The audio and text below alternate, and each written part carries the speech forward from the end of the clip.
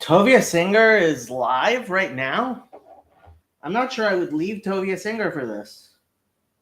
Usually, he's usually a lot earlier than this. So Father Eric used to do Sunday afternoons, and so I wouldn't do anything Sunday afternoons. I'm thinking I might start doing Sunday afternoons. My classes start on Monday, tomorrow, and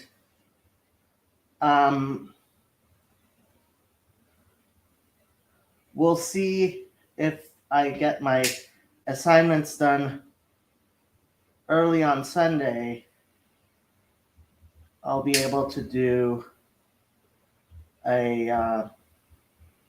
a stream on Sunday afternoons, and that's what I was thinking for next quarter.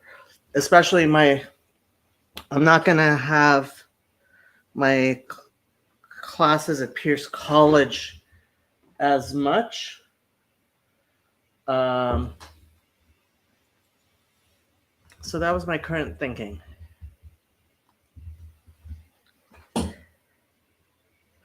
Tovia Singer? Let's see, where's Tovia Singer? Is he on Tanakh Talk right now? Yeah, I guess he is live, huh? He's talking about the Book of Romans.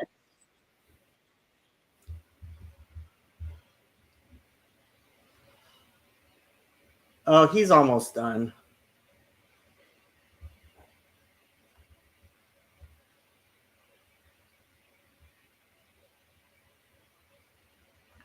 I mean, he's been going for over an hour. He usually doesn't go that long. I'm surprised he's going this late. Do you know why he's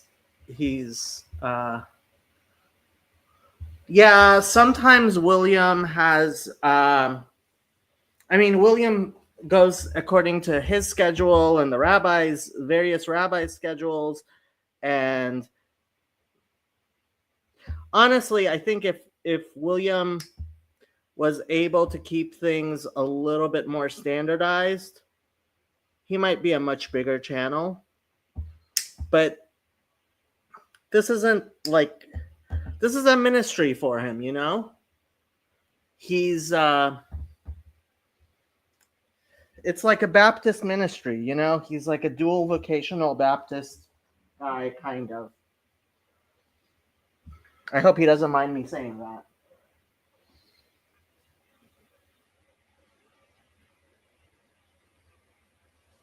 I don't think he would mind me saying that. But Tanakh Talk always reminds me of the Baptists. I call Rabbi Tovia Singer the best Orthodox Baptist rabbi out there. He is. But he preaches kind of in the Baptist style, which, I mean, that's its own style, you know? I really like T.D. Jakes. I don't know if you've heard of T.D. Jakes, but I still love listening to him. Haven't listened to him in a while. But Baptist preachers are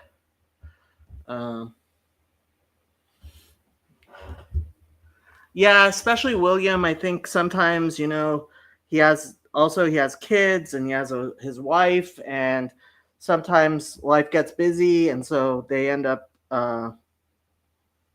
rescheduling things.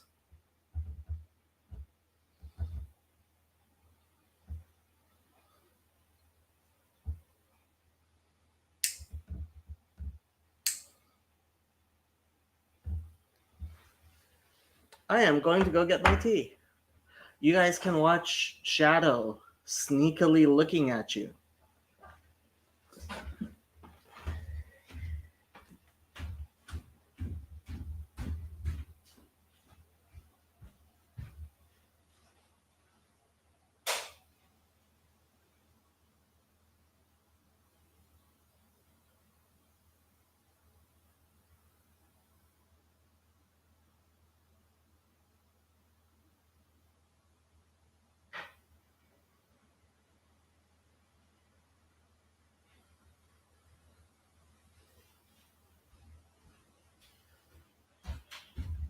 Let's see if Shadow attacks as I walk past.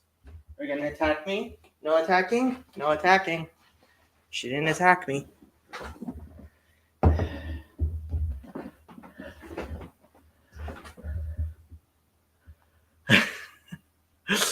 You got to feel at home online. Kudos to us for giving Jacob room to do so.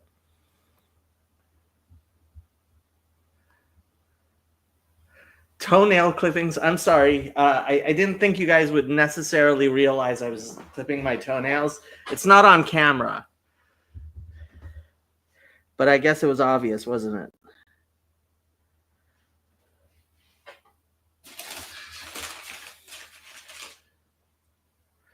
I wasn't doing it on camera, was I? I know people get sensitive about that.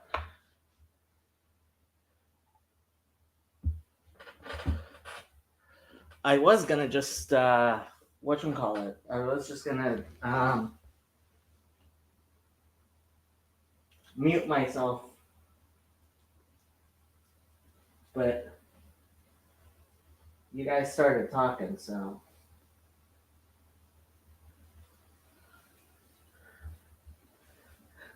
Some people are very, very sensitive to that type of stuff. They get very disgusted at the idea of like nail clippings. Some people really do get very disgusted at that.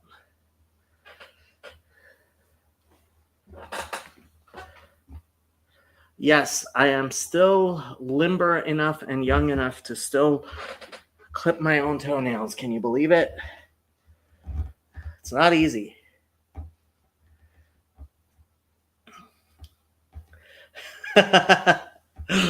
Don says, I will admit one of the reasons I couldn't go to yoga class is I didn't want to look at a bunch of people's feet for an hour. Well, you don't have to look, you know. I only recently found out that you can use petroleum jelly on your feet, and it's good stuff. I highly recommend it. Just a little bit to help with the skin. It's really done wonders for the skin of my feet, I think. Not nearly as dry and stuff as it used to be. Caroline says feet are gross. You can also use Vapor Rub on feet. Okay. Yoga socks should be mandatory. Yeah, I'm going to Krav Maga class tomorrow night, and baby feet are really cute though, Caroline. Baby feet are really cute. I love baby feet. I love baby everything. Baby toes, baby fingers, baby nosies. 20% glycol acid cream. Interesting. Glycol acid cream.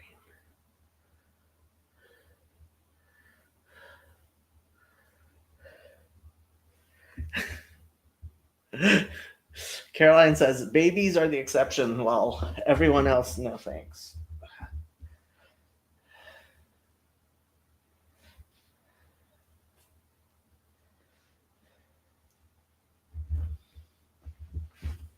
Well, my feet aren't as bad as they used to be before I learned of petroleum jelly. Yawn God says, I get compliments on my feet. I bet those compliments are lies. Yeah, anybody who's complimenting on your feet is telling you, I can see your feet. I don't need to do that. You must wear a lot of open toe stuff. And when people comment on your feet, 99% of the people who are commenting on your feet are like, I can see your feet. Why are you doing that? Although, I don't know, you might have really good feet. I generally doubt it, though, Young God. Yep. Told you, Young God. When you get compliments on your feet, most of the people are not actually commenting on your feet. Well, they're commenting on your feet, but they're not giving you good comments. What's on Thursday?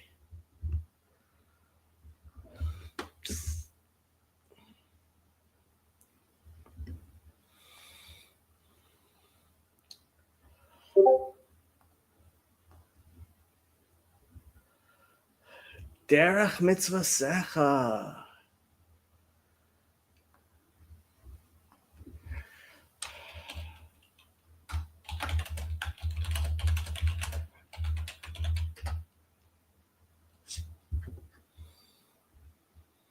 So Ben and I might be doing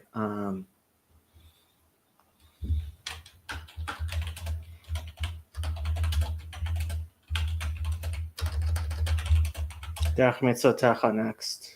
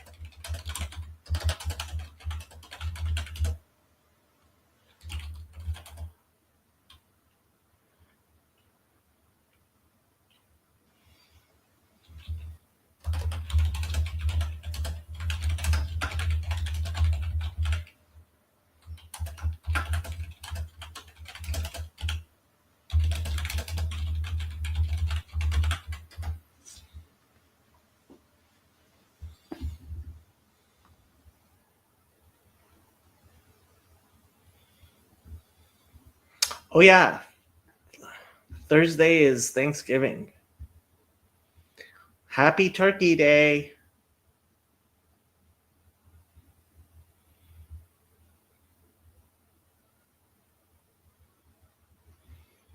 Arcane Season 2. I have no idea what Arcane is. And I didn't know it had seasons.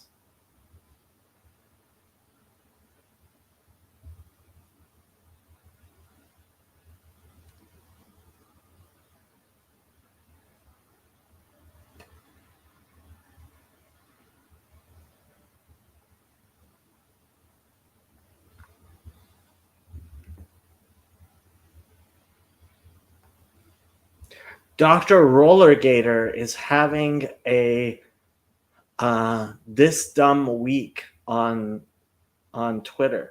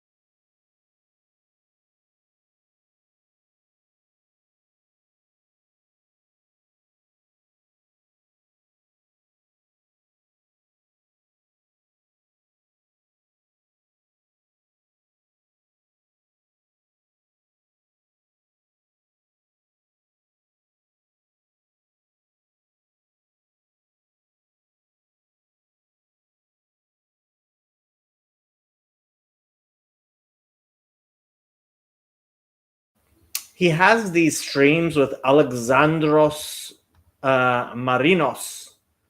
And I'm not a huge fan of Alexandros Marinos.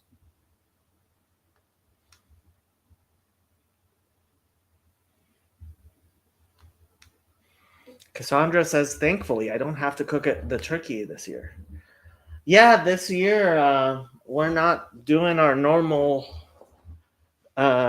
thing, so we're probably going to end up at a restaurant with my parents. My sister got invited somewhere where the rest of us aren't invited to.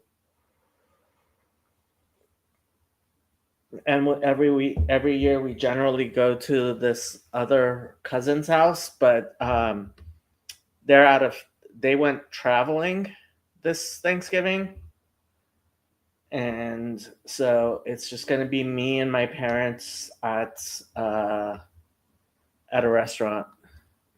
My mom's not going to cook just for the three of us. Frankly, I like the restaurant better.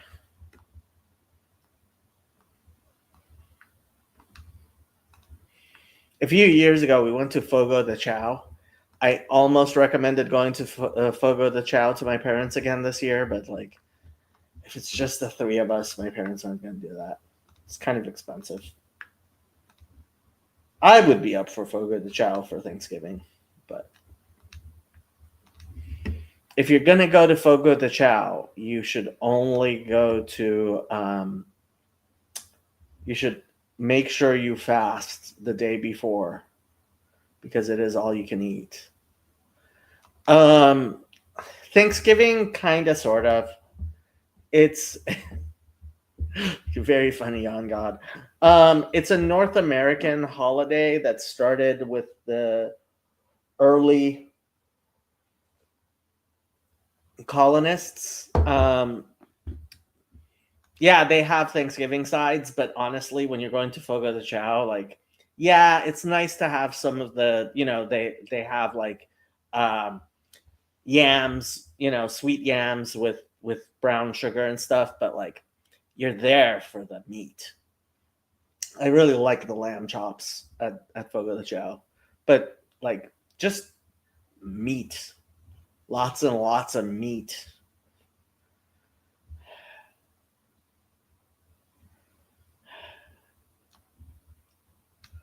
Lots and lots of meat. I guess they also have turkey, but I didn't have any other turkey. Why would you go to Fogo de Chao and have turkey?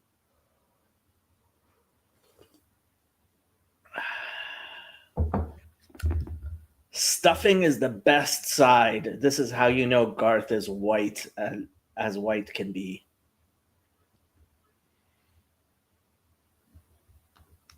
Exactly, Don. Exactly. Men are here. Make fire, eat meat. Exactly, Don. Did I? Let me pin the link just in case anybody decides to actually join.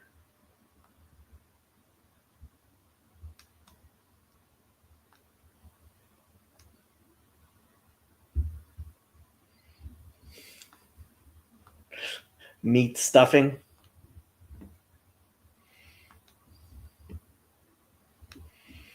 Let's see, how much is Fogo de Chao in Fogo de Chao? There's one in Beverly Hills. I think there's one in the Valley. Website. Let me see how much the one near my parents is on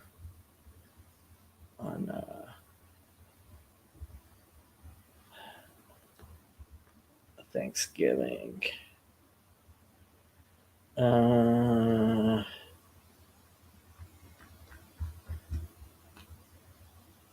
Thanksgiving, there we go.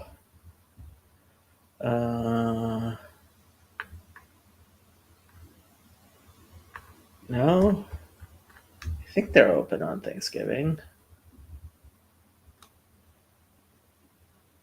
Thursday. Party size 3. Check availability. Let's say 2 p.m.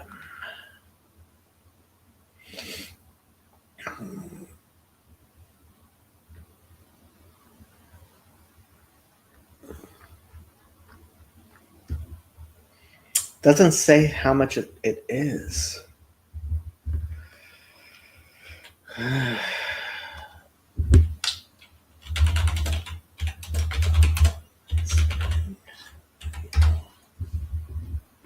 Uh,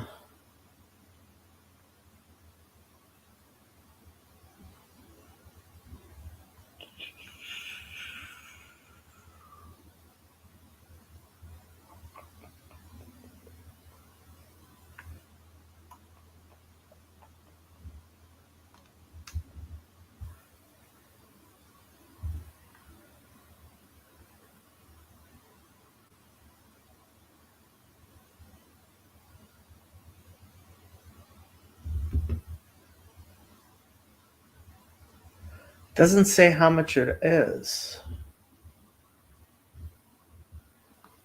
By the way, Fogo de Chao obviously is not kosher.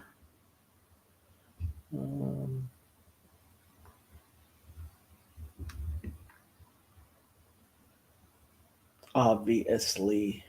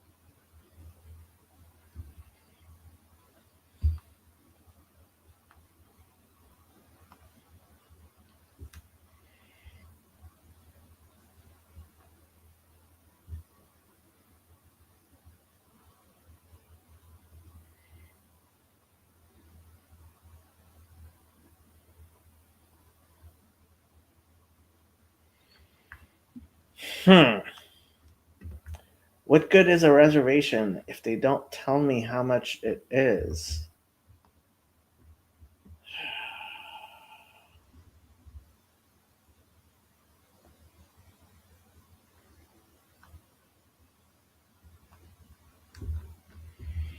This website is not doing its job.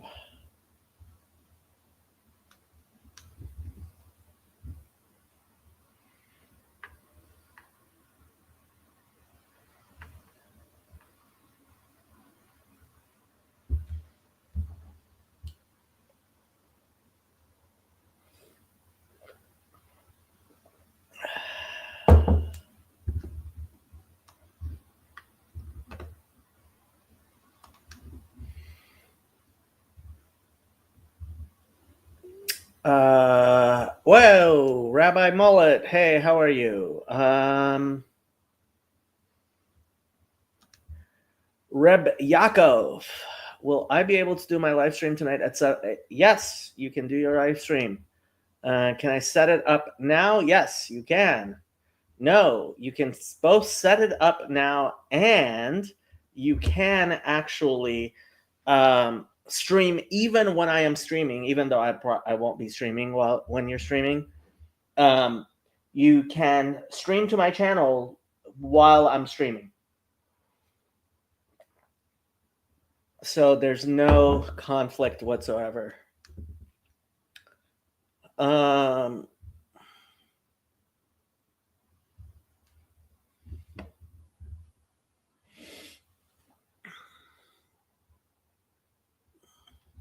Gideon, can't hop in now, but a question. You say Paul does not read like a Pharisaic Jew. This is true. But do you think he sounds like a Hellenistic Jew like Philo? I wouldn't know. I don't know Greek.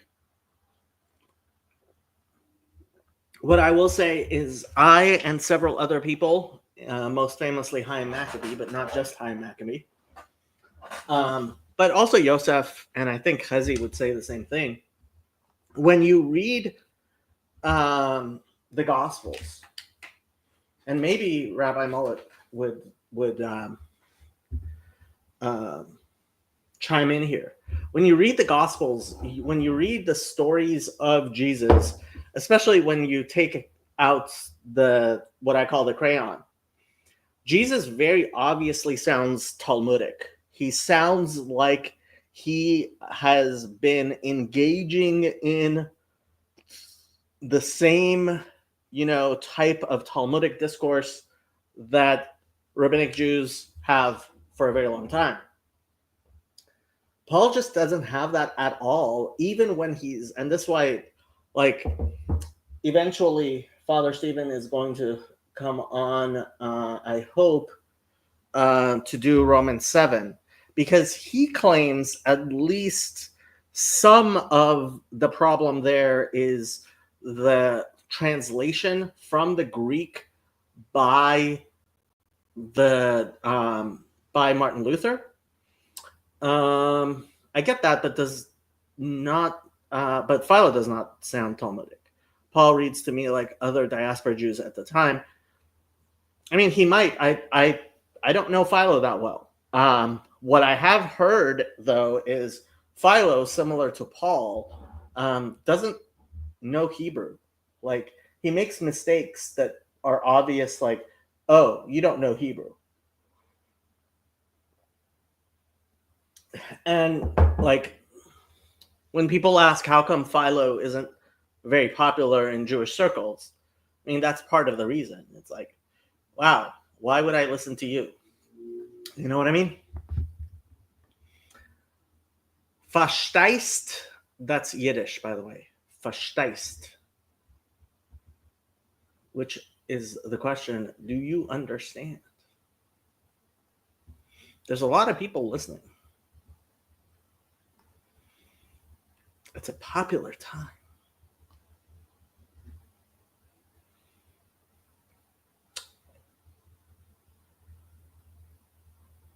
Oh, okay. Dinner prices all day on Thanksgiving. Interesting.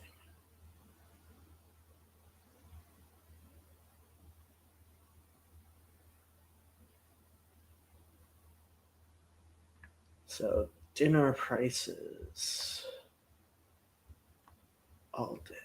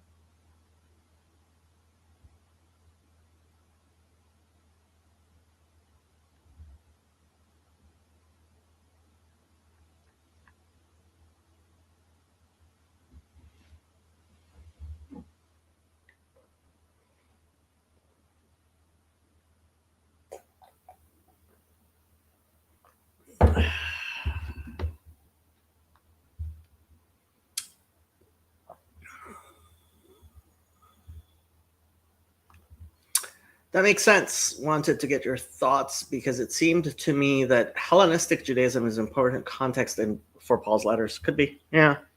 I mean, seems like a. Uh,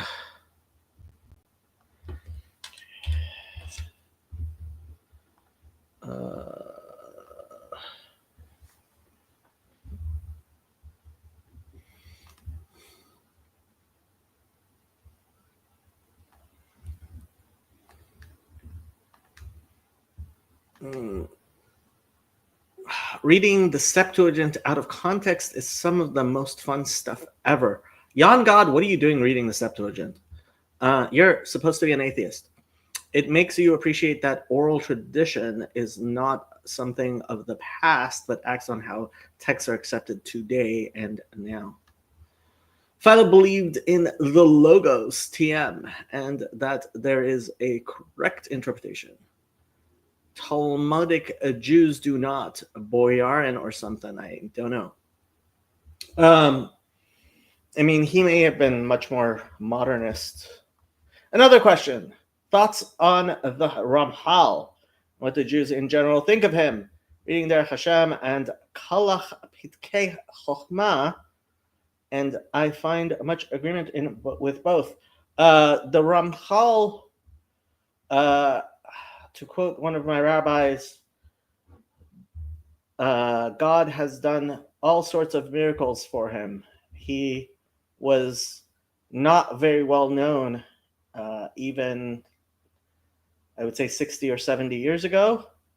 But now he has become a standard bearer, especially in those yeshivas which do not study Nefesh HaChaim by Rabbi Chaim Volozhiner or Tanya by the Seventh Chabad Rebbe. The Ramchal has become a standard in that place in those yeshivas.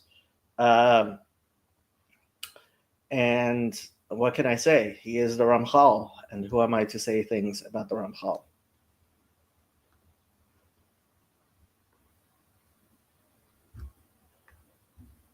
He is the Ramchal, and I am not. What more can be said?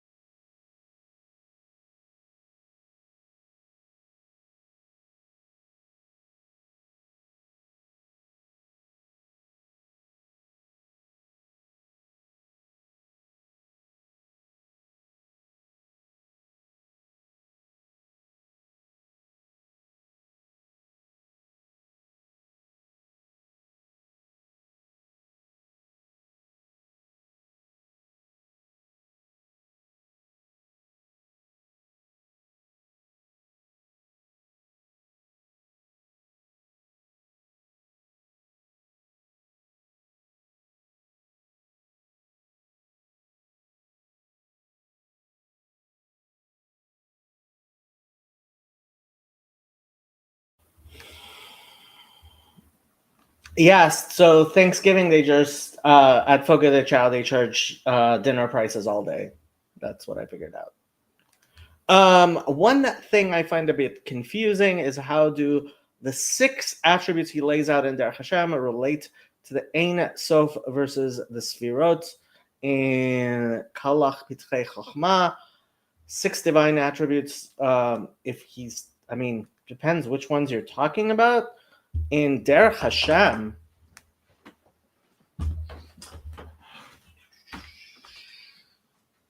where is my Derech Hashem? Derech Hashem, Terima. Derech Hashem, which I haven't opened up in way too long. What page are you talking about? Let's read some Derech Hashem.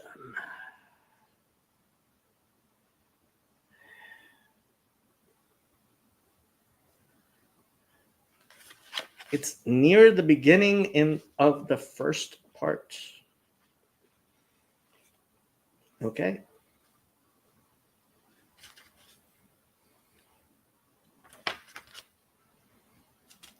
Part 1, Fundamentals. The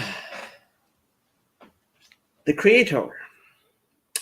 Every Jew must believe and know that there exists a first being without beginning or end, who brought all things into existence and continues to sustain them. This being is God. Well, now he's just quoting from Maimonides there. I'm pretty sure. It is furthermore necessary to know that God's true nature cannot be understood at all by any being other than himself. True. The only thing that we know about him is that he is perfect in every possible way and devoid of every conceivable deficiency.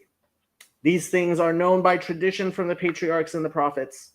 With the revelation at Sinai, all Israel perceived them and gained a clear grasp of their true nature. They then taught them to their children generation after generation until this very day. Moshe has thus commanded them, Deuteronomy 4:9, you shall not forget the things that you saw with your own eyes, and you shall make them known to your children and to your children's children. These concepts can also be logically verified by demonstrable proofs. Their veracity can be demonstrated from what we observe in nature and its phenomena. Through such scientific disciplines as physics and astronomy, certain basic principles can be derived, and on the basis of these, clear evidence for these concepts deduced.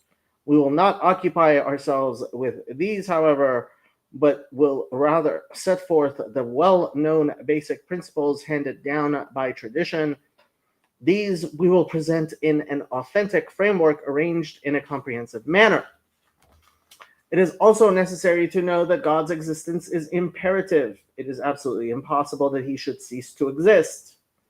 It is furthermore necessary to know that God's existence does not depend on anything else at all. His existence is intrinsically imperative. It is likewise necessary to know that God is absolutely simple, having no parts to him. At the same time, all types of perfection are present in him, contained in his being, without being separate parts of it. We can try to understand this by observing that the human mind has many different faculties, each with its own area of activity. Thus, for example, memory is one domain, desire another, and imagination still another, and none of these faculties impinge on the other. Memory, for example, has its own domain, as does desire, and desire does not penetrate the domain of memory, nor does memory enter that of desire. The same is true of all the mind's faculties. The human mind can therefore be said to have structure and is not simple. God, however, does not require a separate domain for each of these powers. In fact, he does possess these powers which in man are different from one another. For God, we can say, does desire and is wise and capable and is perfect in every conceivable way. On the other hand, God is actually one, these phenomena being present in him without being separate parts of him, their being included in him by virtue of his perfection. All types of perfection exists in God, not as phenomena, but which are separable from his absolute oneness, and it is impossible that God not possess every perfection. Admittedly, this is something far beyond the grasp of our understanding and imagination, and there hardly exists a way to express it and put it into words. Our intellect and imagination are only capable of grasping these things, bound by the natural limitations created by God, since these are the only things that our senses can detect and convey to our minds. We are incapable of conceiving these different qualities as a single simple essence, since among created things, they are different separate concepts. We began our discussion, however, by acknowledging that God's true nature is beyond comprehension. No inference can be drawn to the Creator from what we see among created things. The nature and essence of the two are not the same at all, and it is therefore impossible to draw any parallel between them. This, however, is also among the things that we know from the tradition discussed earlier. It can also be verified from the laws and principles of nature that it is impossible that some being not exist, unbound by the laws and limitations of nature. It must be impossible that this being cease to exist or have any deficiency. This being must furthermore be divorced from all addition, structure, relationship, comparison, or any other quality that exists in created things. Finally, this being must be the true cause of everything that exists and happens. Unless all this is true, the existence and continuance of things as we know them would be utterly impossible. Among the things that is also necessary to know is that God must be absolutely one. It is impossible that there exists more than one being whose existence is intrinsically imperative.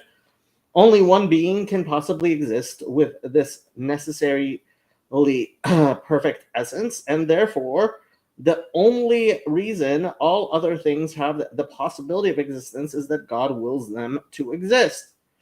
All other things, therefore, depend on him and do not have intrinsic existence. We therefore see that there are 6 basic principles involved in our understanding of God. They are the fact of his existence, his perfection, the necessity of his existence, his absolute independence, his simplicity, and his unity. These attributes are not what we would refer to as being attributes like the sfirot. נמצא כלל הידיעות, השורשיות, האלה 6, והן אמיתת מציאותו, יתברך שמו, שלמותו, הכרח הימצאו, היותו בלתי נתלה בזולתו, פשיטותו וייחודו. These are things that he understands based on logic. These are not things that these are not things that are known by revelation.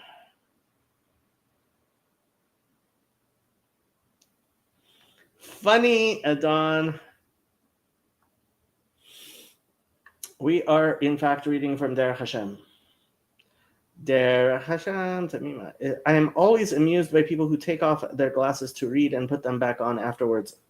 So I have no line bifocals, but honestly, it's just too. So I end up, even like this. I mean, I would think my bifocals should make it easier for me to read, but they really don't. Even when I'm looking like down, it's still easier to read without the glasses. So I don't know what to tell you. No, Gideon. You are misunderstanding. Yeah. So Gideon, our friend, says, do these attributes apply to the Ein Sof or only God as known through the Sfirot? Since in what is it? Pelach Rimonim. Is Karpach the translator of Pelach Rimonim, or is that part of the Kalach Pitchei Chochma? Oh, Pelach Rimonim is something else. Kalach Pitchei Chochma.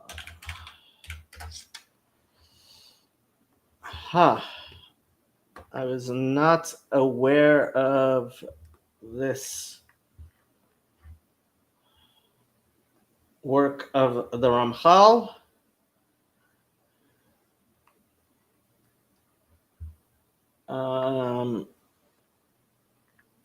Wow, it's translated into English. Interesting.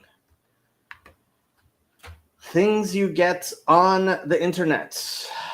Okay. So, where were we?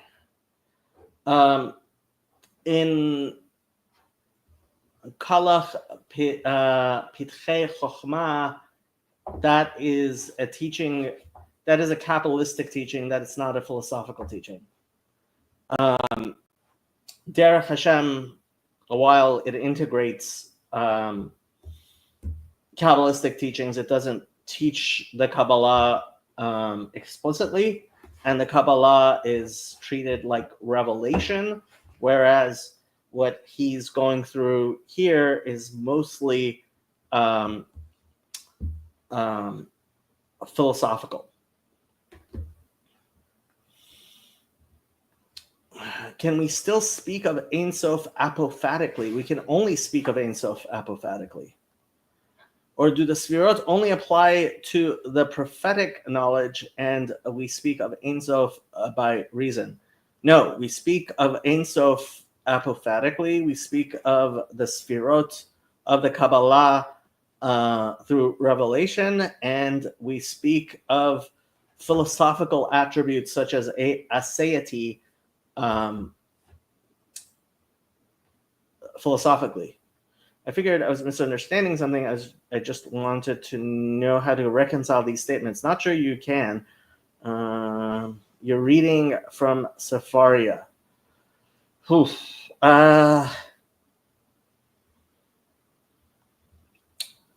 Remember, Google Translate uses AI, so you can just copy paste that sucker in there and see what the CIA says about the translation.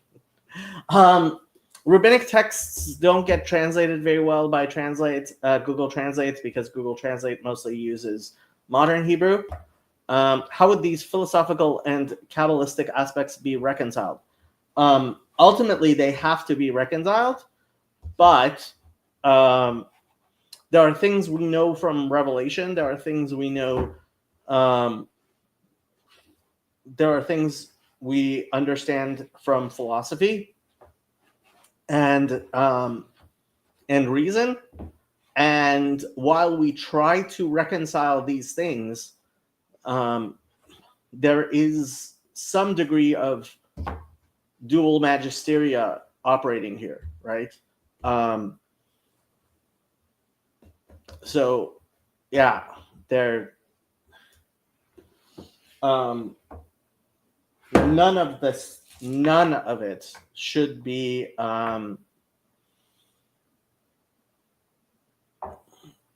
taken to be fundamental. So, okay, we make primary distinction between those things which are shava l'chol nefesh, which are equal to all. Let's go to the Mishnah in Chagiga.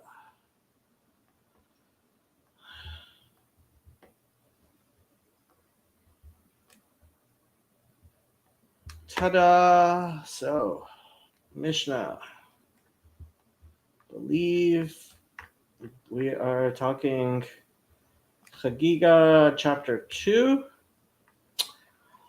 Ein dorshin ba'arayot bishlosha velo b'maaseh bereshit b'shnayim velo b'merkava b'yachid ela im ken haya chacham umevin mida'ato kol hamistakel ba'arba dvarim ra'ui lo ke'ilu lo ba'olam ma lamala ma lamata ma lefanim u'ma la'achor v'chol shelo chas al kevod kon'o Ra'ui lo shelo ba'alam. One may not expound the laws of forbidding sexual relations before 3 people, nor the account of creation before 2, nor the divine chariot before 1, unless he is wise and understands from his own knowledge. Anyone who looks into four things is worthy of not having come into the world: what is above, what is below, what is before, and what is after. And anyone who has no consideration for the honor of his Maker would be better off if he had not come into the world.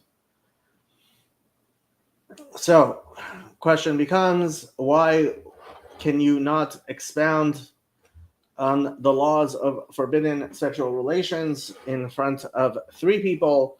Because you may be explaining to one student, and the other two may start discussing among themselves and may come to make a mistake.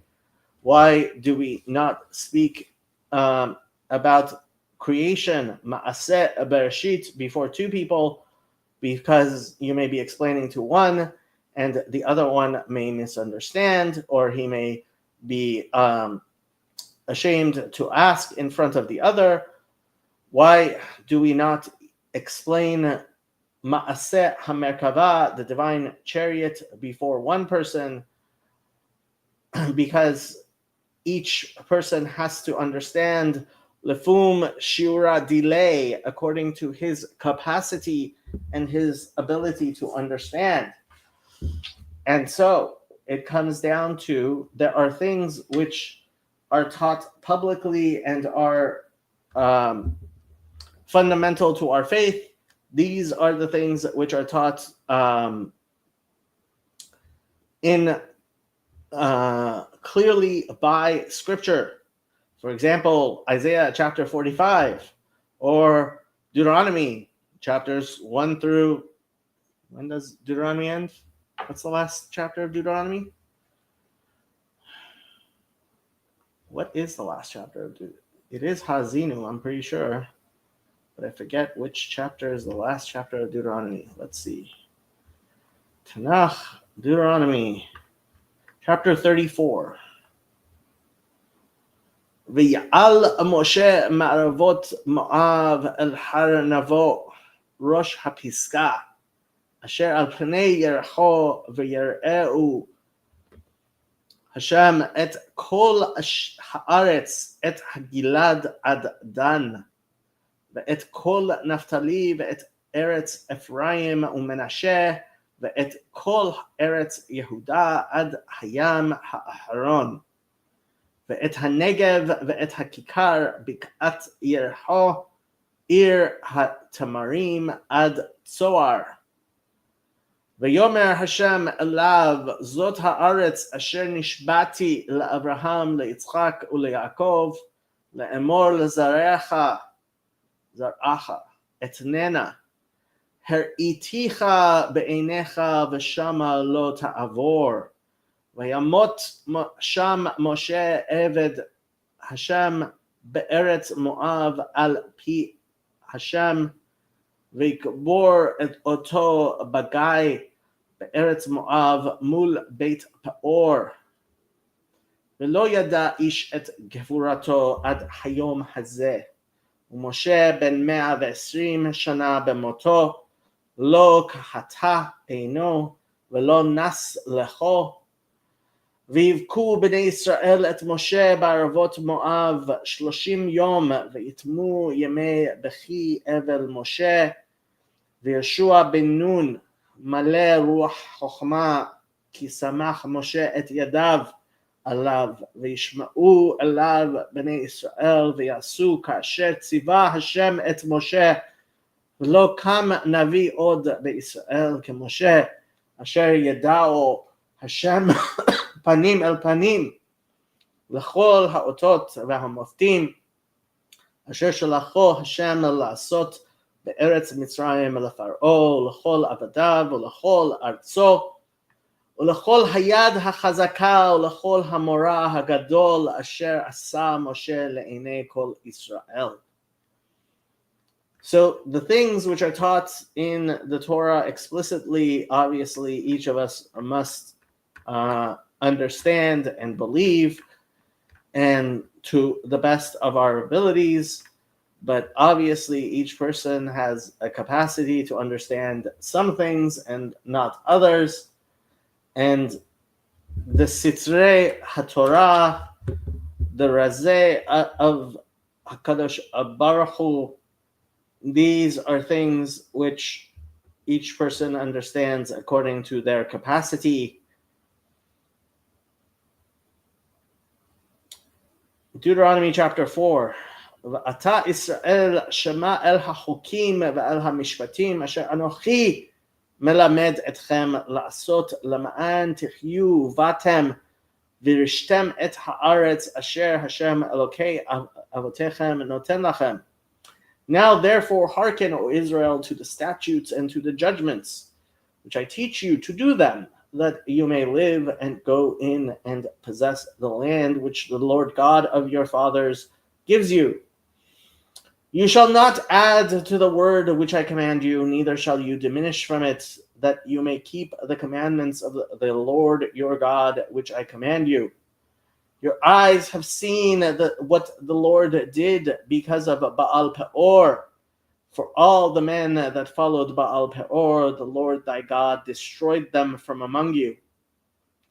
But you that did cleave to the Lord your God are alive, every one of you this day. Ve'atem hadebekim l'ba'ashem elokechem chayim kulchem hayom. Behold, I have taught you statutes and judgments, even as the Lord my God commanded me, that you should act accordingly in the land whither you go to possess it.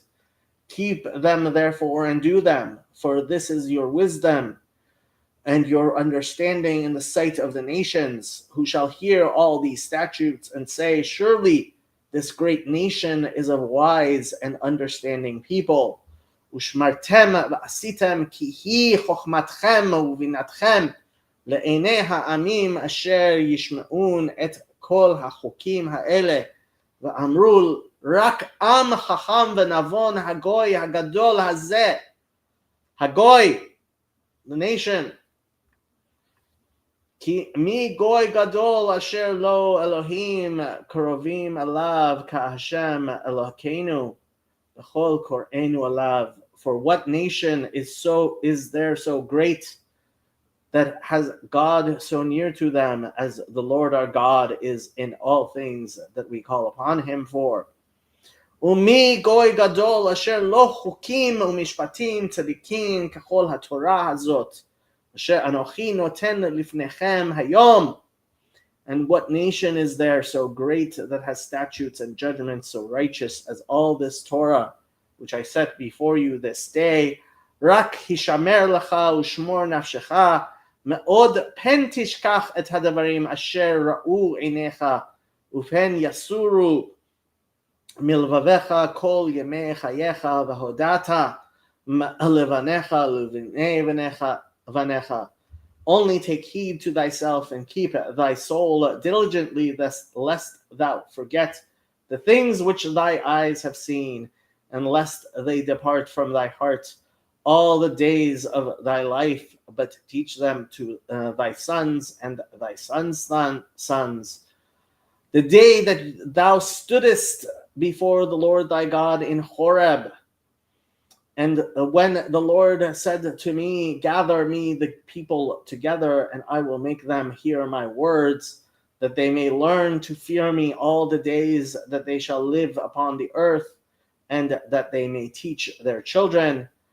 And you came near and stood under the mountain, and the mountain burned with fire to the heart of heaven, with darkness, clouds, and thick darkness.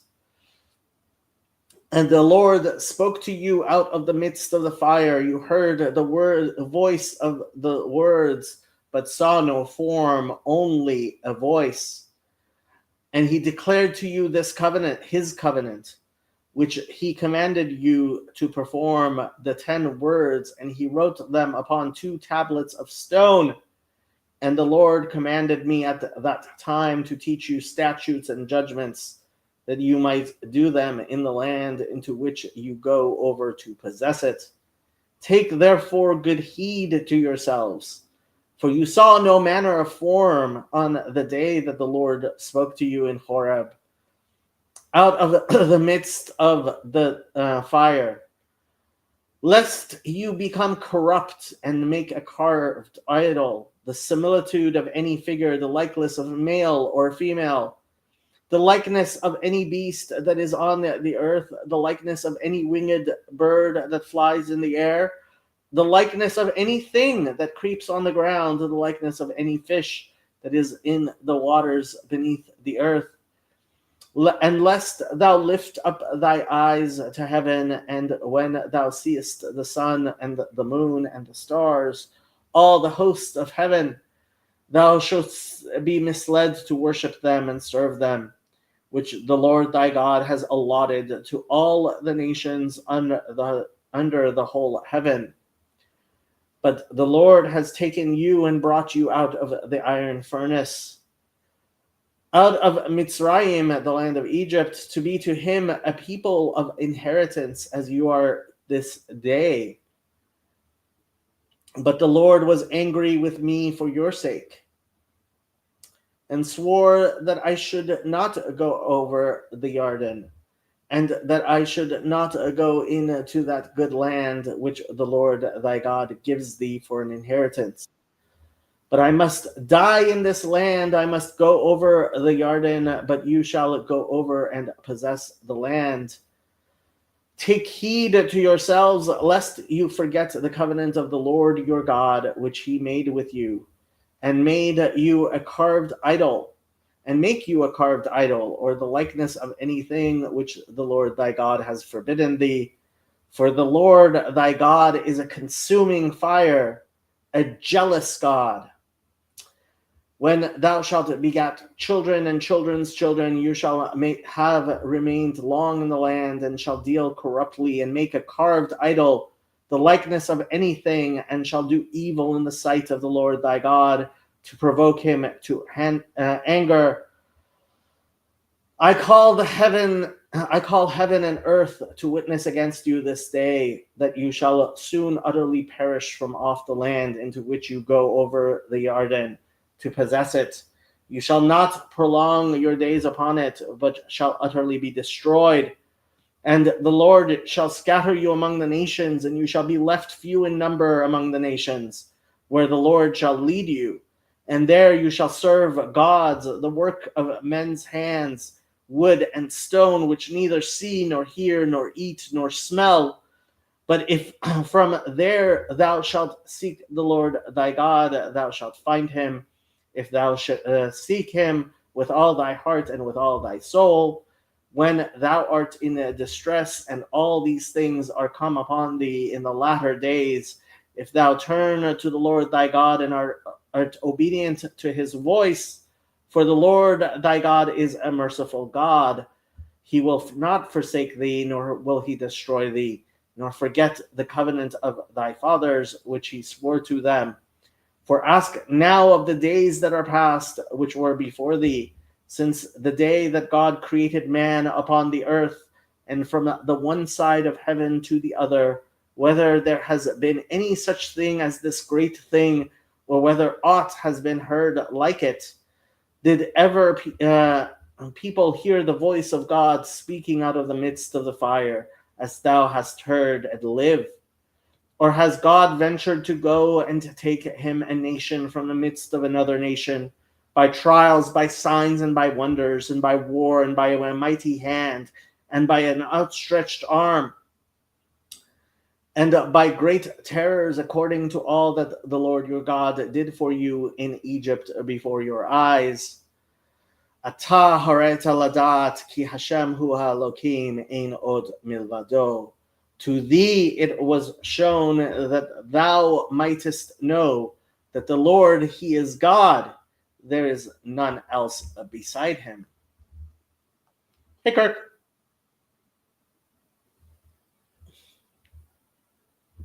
Hey, I was just typing a question.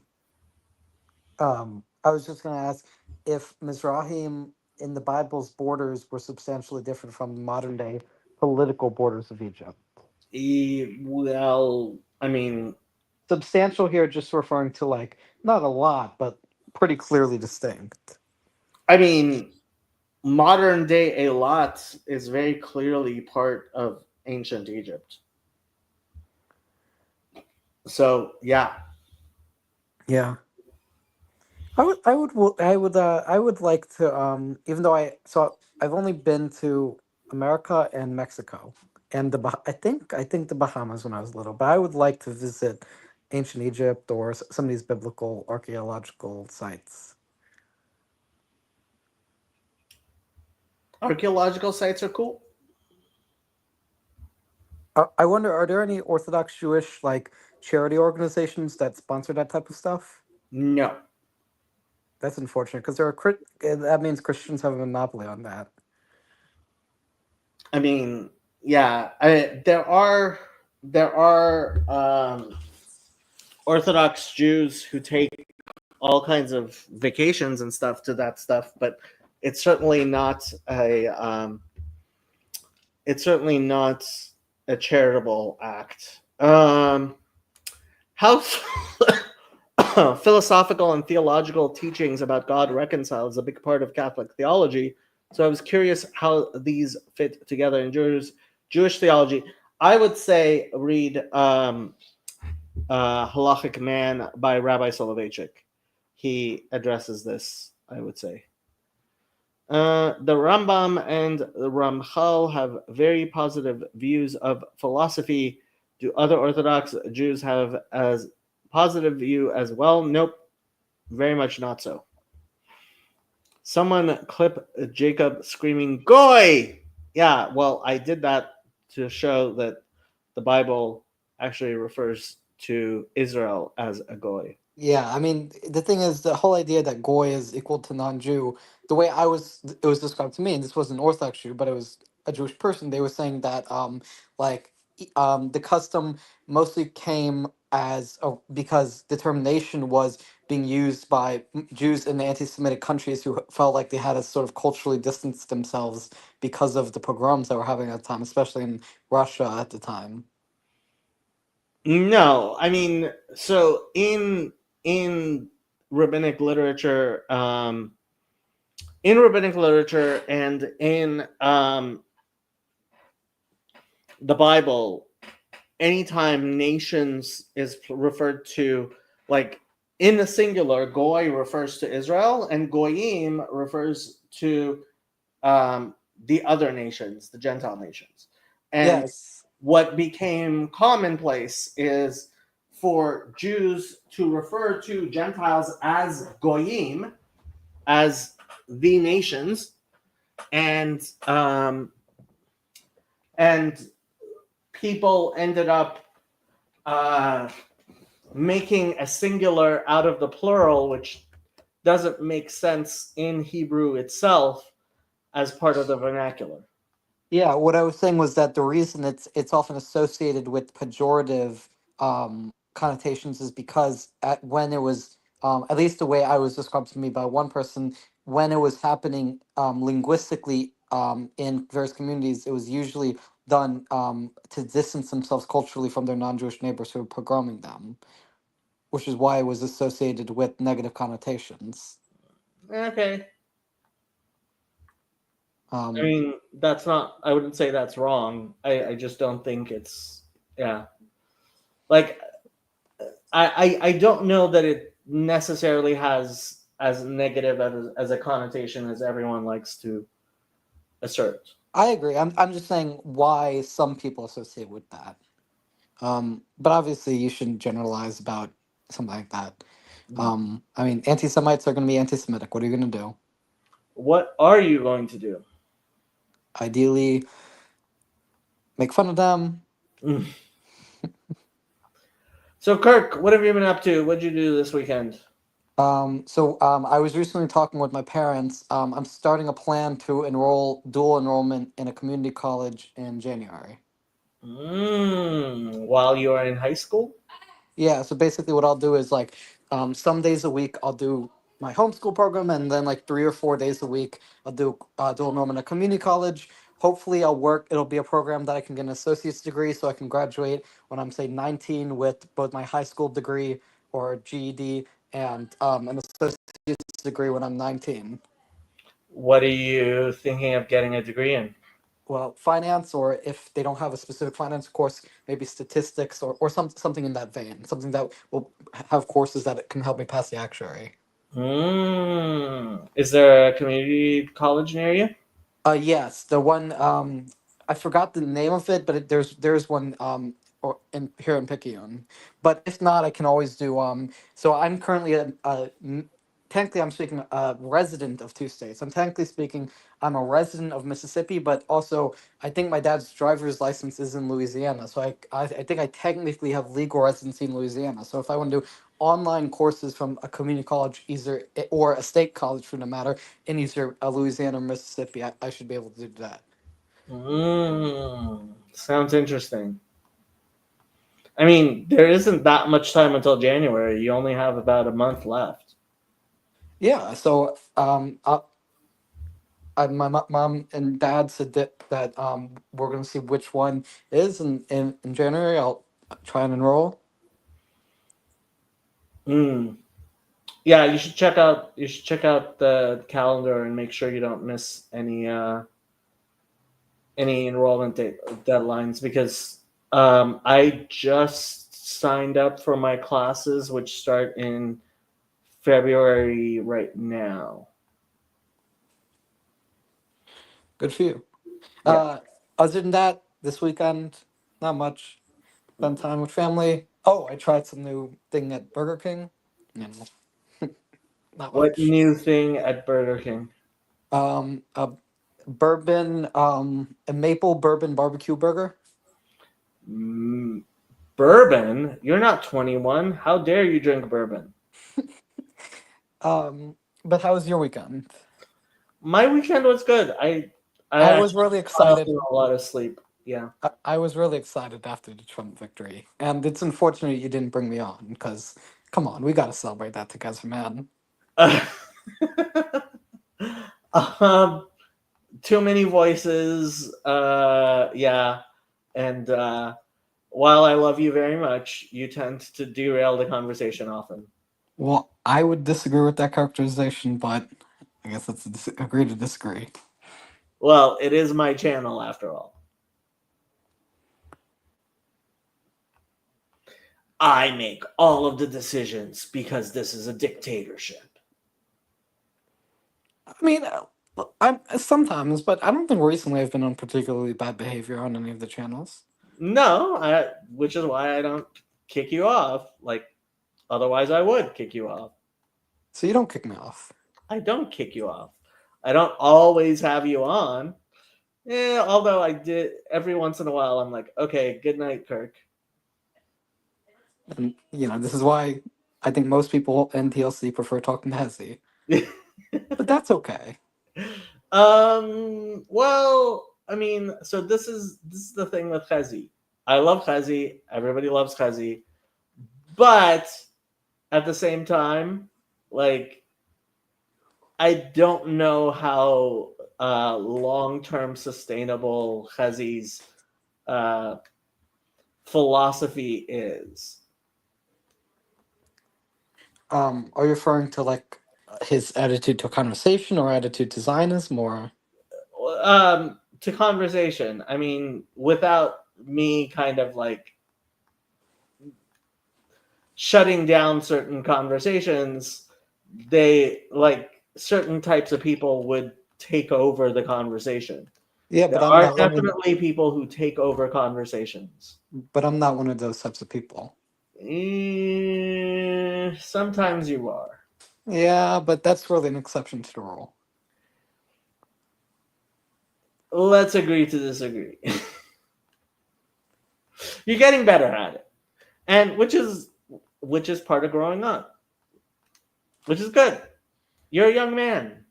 We have a lot of patience for young men around here. Well, yeah, I mean, a lot of. I mean, unfortunately, culture is not the nicest place for young men. Unfortunately, our current culture, is not very good at socializing young men. This is definitely true. I blame lots and lots of people for that. I wonder. Actually, is Hezi in? Yeah, Hezi's in chat. Rezi is in chat. Who let Rezi on my channel? I would like. I always like. So I don't watch him very frequently, but I sometimes watch some of his videos on the Young Levite, and his Devar Torahs are pretty good. Uh, There are worse people on earth than Rezi. I don't know many of them, but there are some. but in all seriousness, I mean, I just think after the Trump victory, well, never mind. We don't have to go there. Hezi, we love you, man. Even though you're a heretic, you're our favorite heretic. He is definitely one of my favorite heretics. Yes. Chezi says, Derech Eretz Kadma LaTorah. Yes, Derech Eretz does come before Torah. Jan got asked, how did Carrick and Jacob cross stars? So could I just answer this real quick?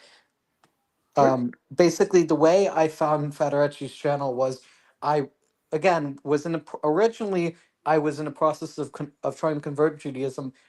I recognize conservative Judaism now, in retrospect, is complete heresy.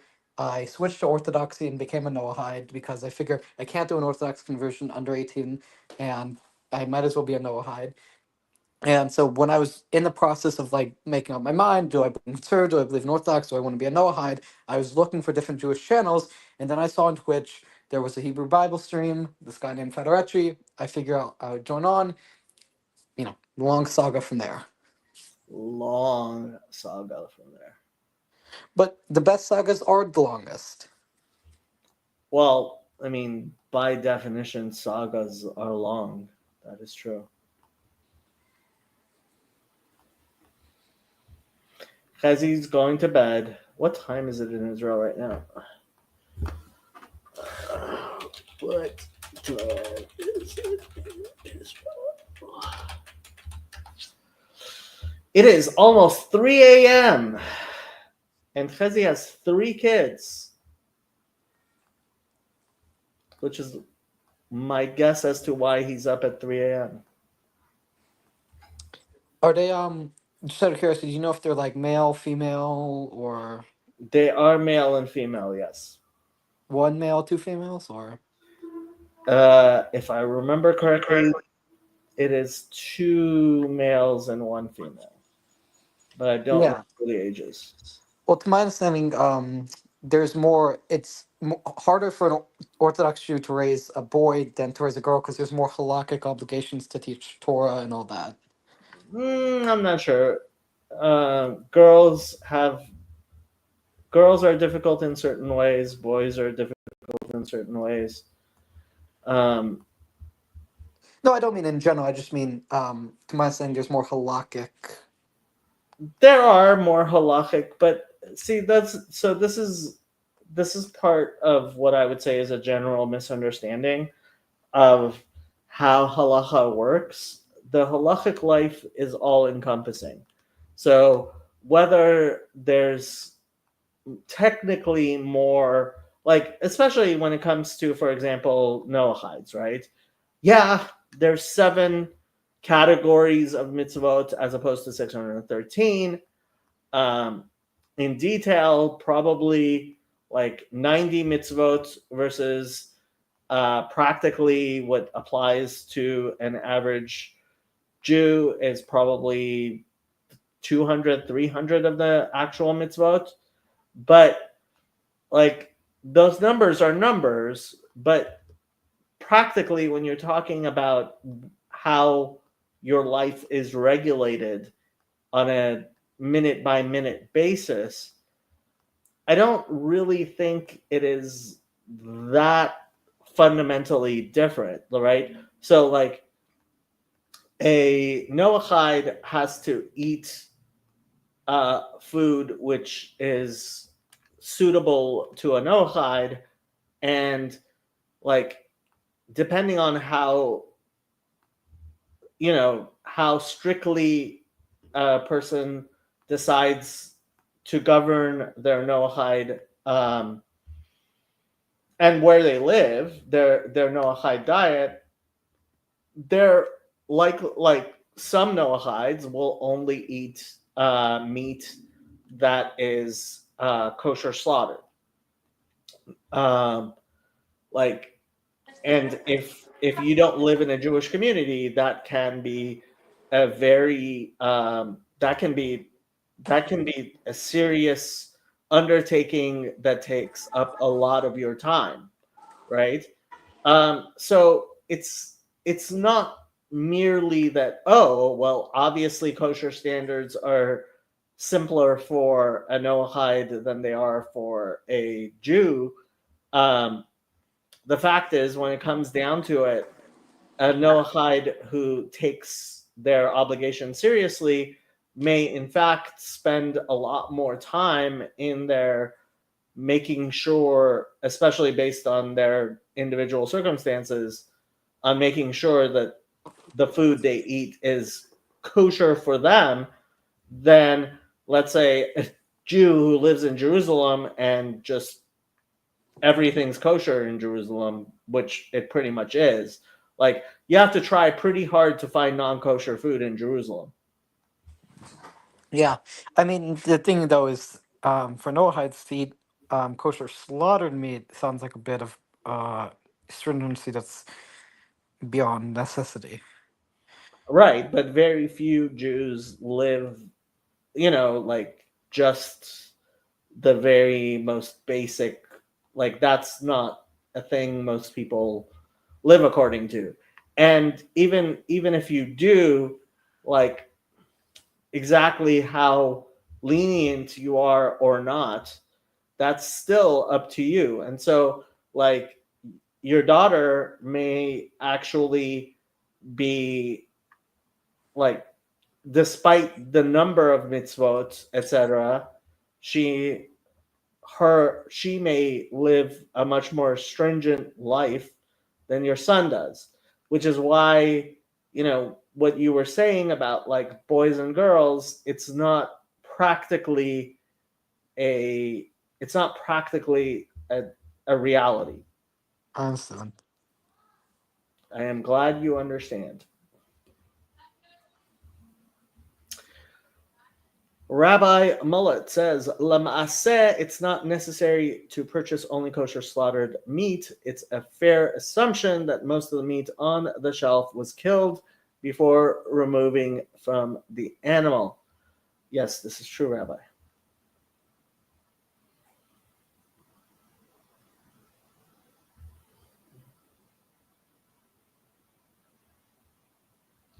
Lawrence of Brindisi.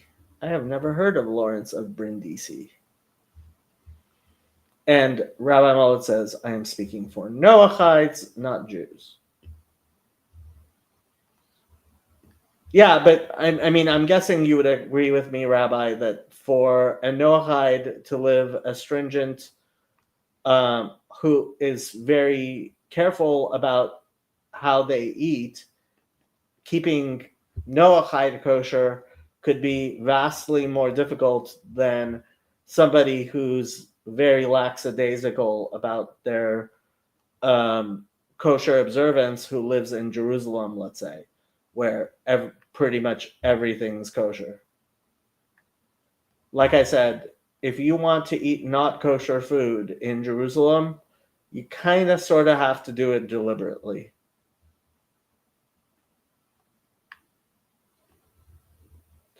You have to go out of your way to find non-kosher food.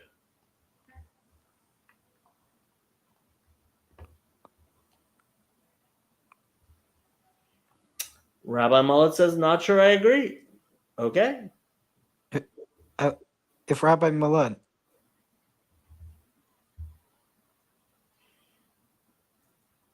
You did not finish your sentence, Kirk.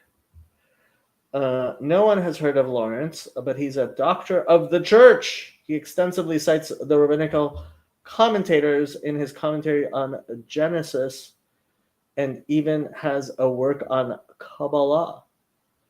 Lawrence Brindisi. Okay, let's look up who this Lawrence of Brindisi is. Lawrence of Brindisi.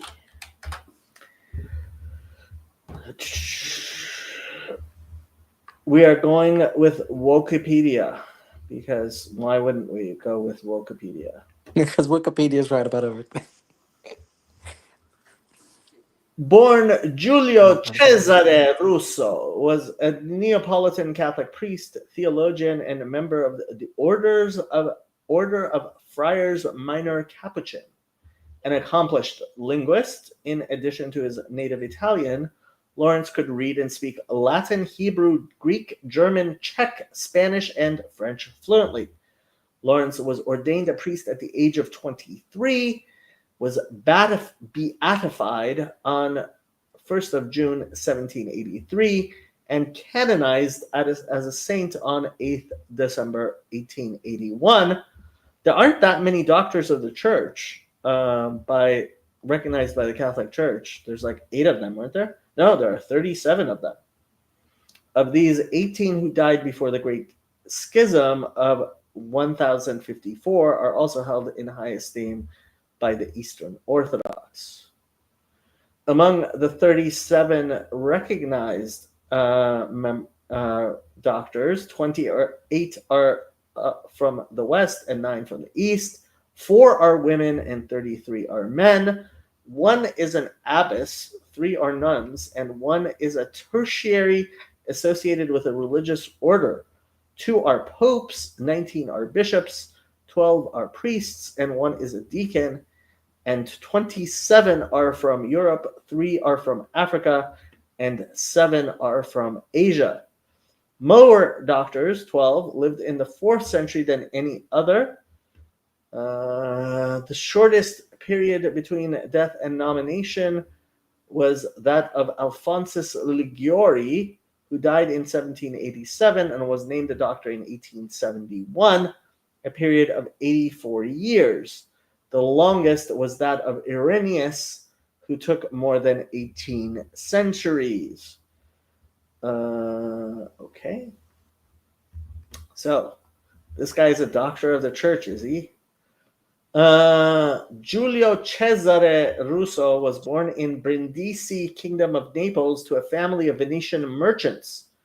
The conventuals of Brindisi were entrusted with his education.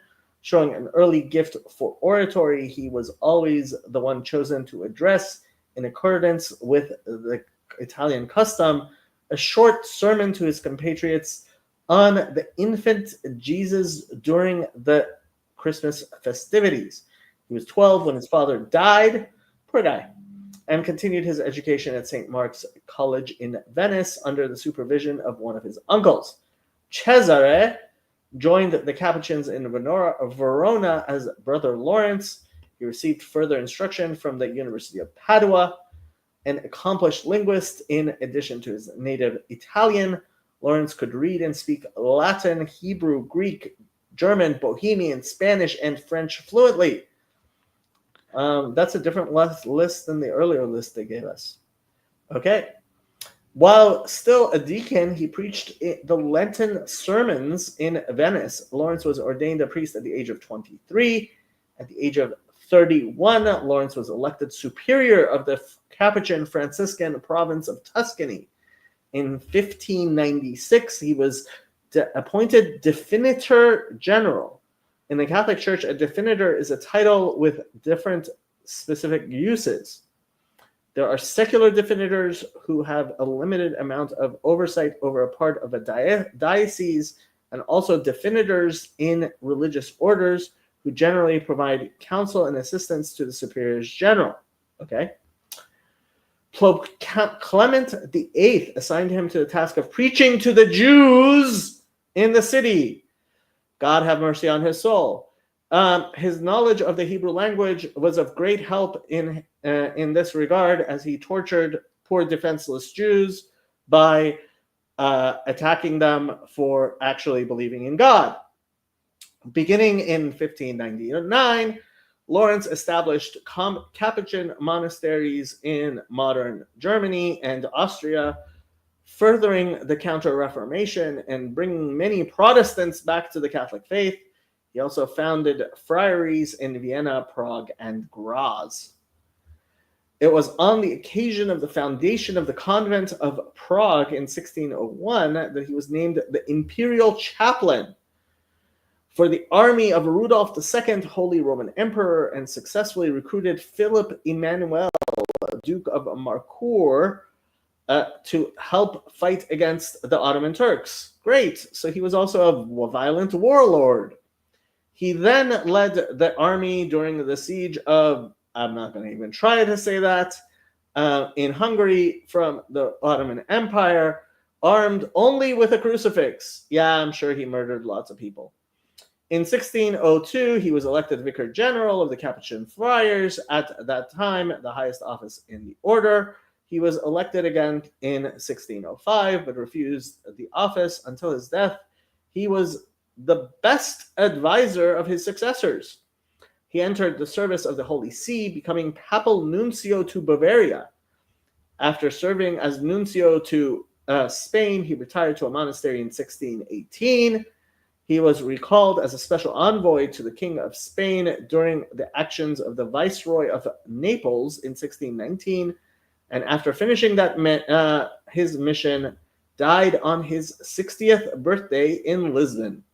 He was entombed at Poor Clare's Convento de la Anunciada, Convent of the Annunciation, in Villa Franca del Bierzo, Spain.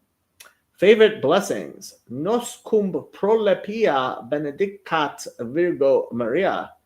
Mary, with her loving Son, bless us each and every one.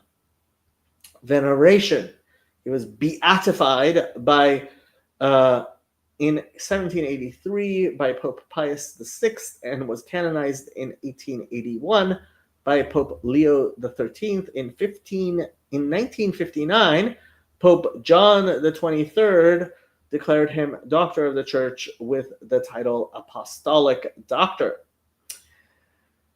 St. Lawrence of Brindisi's complete works were published in 15 volumes in critical edition between 1926 and 1956. They comprise Lutheranismi Hypotyposis. I have no idea what that means, but it sounds like he didn't like Luther very much. Quadragentis. Although Luther would be much more anti-Semitic. I mean, who knows? I mean, the guy was assigned to torture the poor, defenseless Jews of his time with his heresies and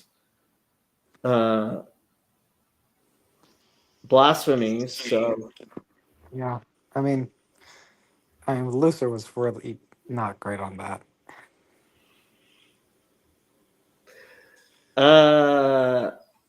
Where were we?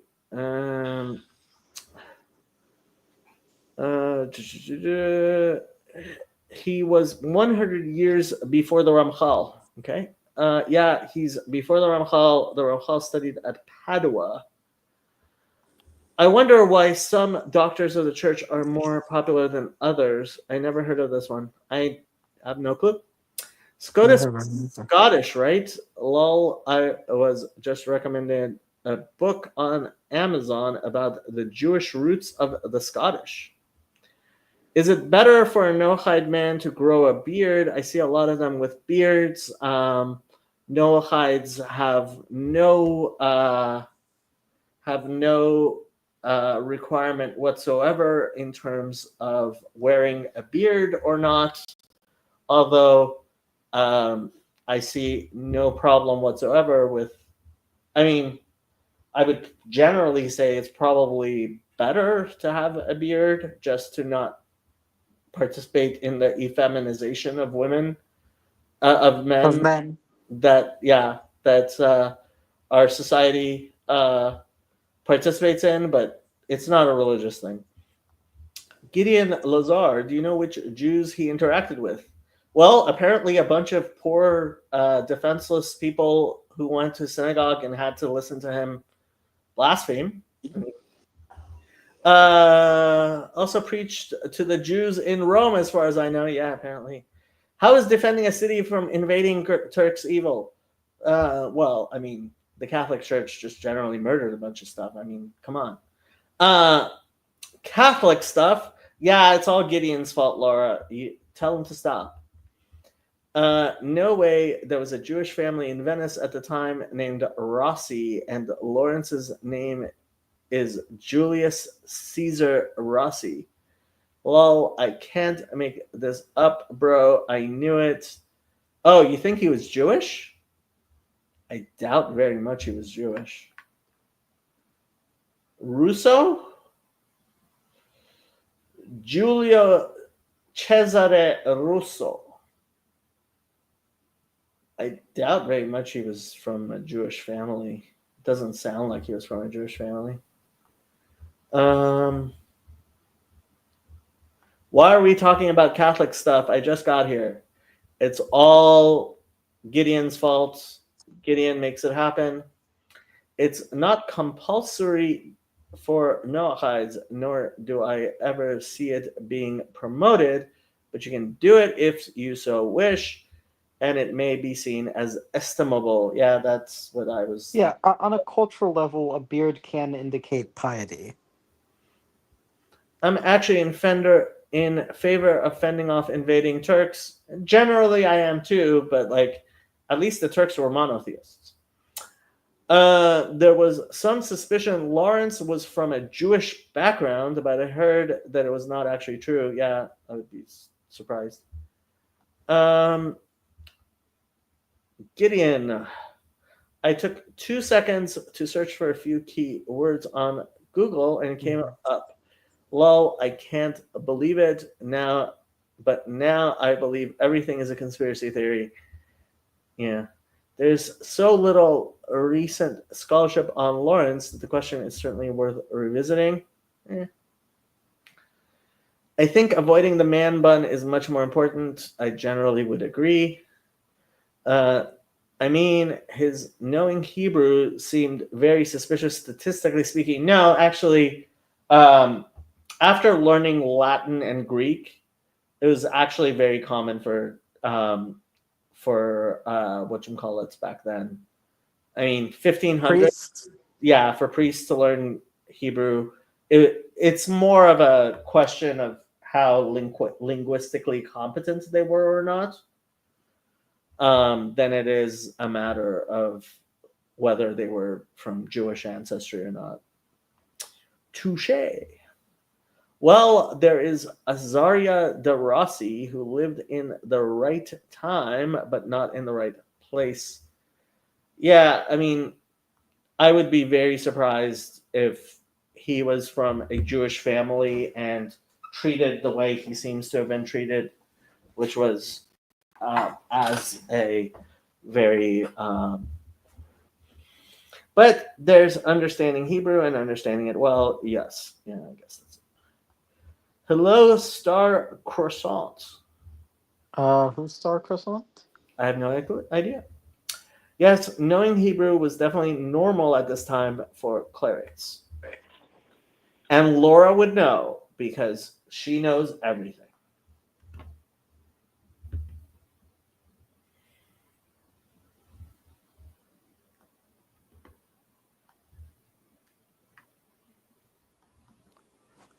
Do modern Catholic priests still learn Hebrew, generally speaking?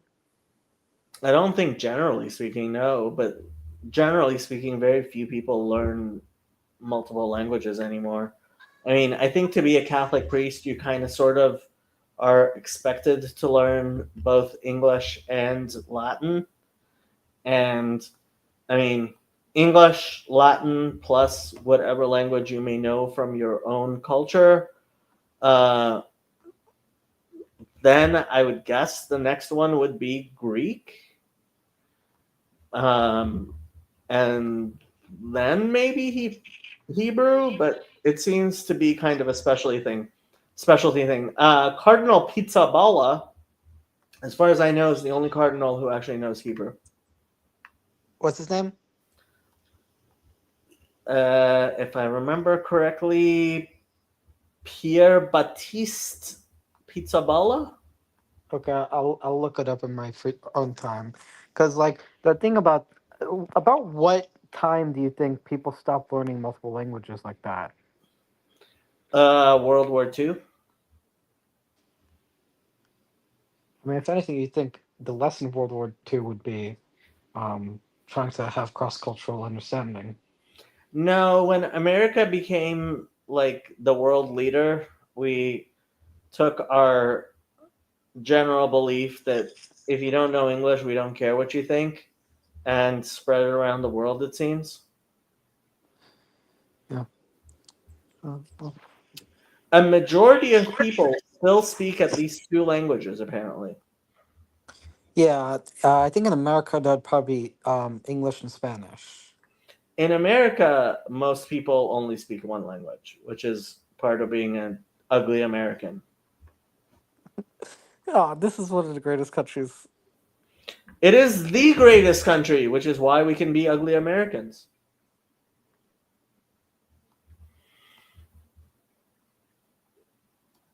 Ugly American is what a bunch of whatchamacallits call us, European types.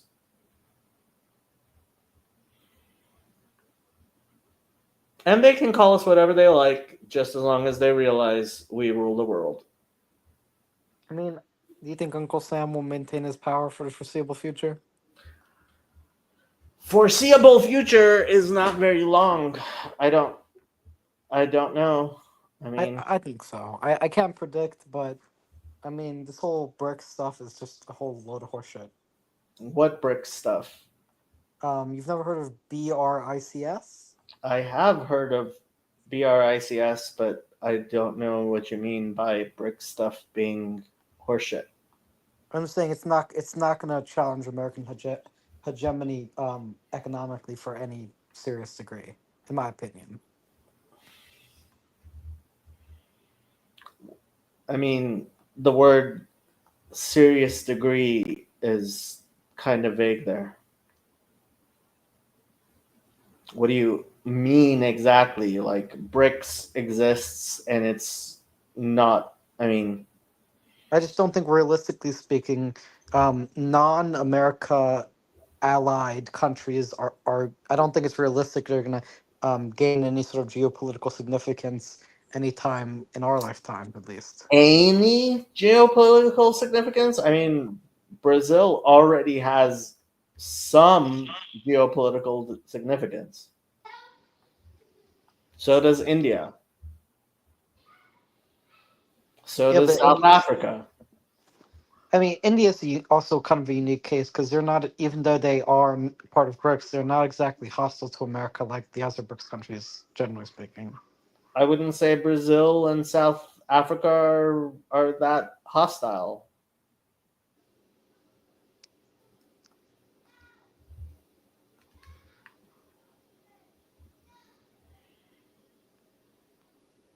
But Uh, yeah, international relations is kind of fluid, yeah, especially right now. I mean, I don't agree with the claim. Yeah, no. Let's just. I'm just reading from the chat.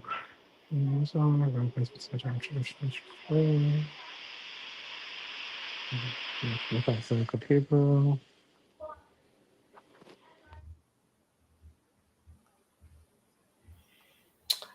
Emma, how you doing?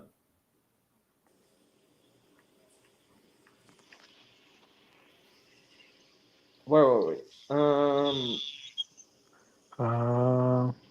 trying to see, catch up on this thread with between the Byzantine Scotus, Gideon, and Ion God.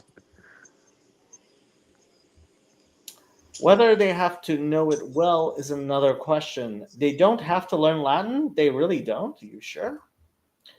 You'll probably only learn Hebrew as a priest if you go to focus on biblical scholarship. The more Christians who focus on biblical scholarship, the fewer Christians there will be. I agree with you. I mean, I thought probably many cardinals know Hebrew since they are probably many with doctorates in biblical scholarship. As far as I know, well, biblical Hebrew, even biblical Hebrew, But I know that Cardinal Pizzaballa is the only one who knows modern Hebrew. Although probably have only a few have very good Hebrew. No, I know what you're saying, but I can imagine a rabbi saying, but do they really understand Hebrew? Well, I mean, if you really understand Hebrew, why would you be a Christian? Emma, how you doing? Gideon left, and apparently there's some kind of feast going on. Is it some sort of minor holiday within the Catholic religion? The Catholic Church has minor holidays on a daily basis. The rabbis would say that oral tradition strengthens the written word, but cannot happen outside of Judaism. You follow me? Not really. The American Empire is doing just fine. Bricks is in the name. A pile of bricks. Not sure I agree with that. I'm a proud supporter of the American Empire, by the way. Emma's doing okay. Very ready to have a baby in a month. Yeah, it must not be comfortable carrying another human being inside yourself. Officially, priests must learn Latin, but in my experience, a lot of priests do not learn it well. Well, like if you want to be involved internationally with the church, isn't Latin still the lingua franca of the church? They learn Latin like they learn a little Greek and Hebrew. They don't actually have to know it, just like a scientist would learn a little Latin. Okay.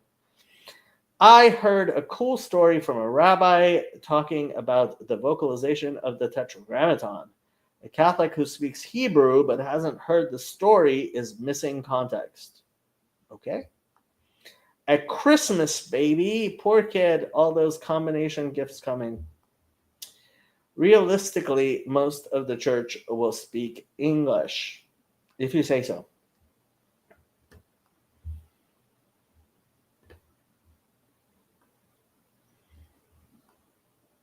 Emma!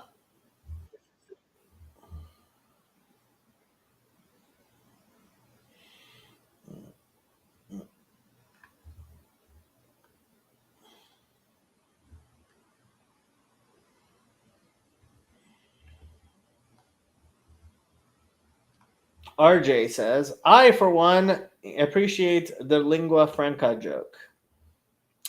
In practice, English and Italian are now our lingue francae.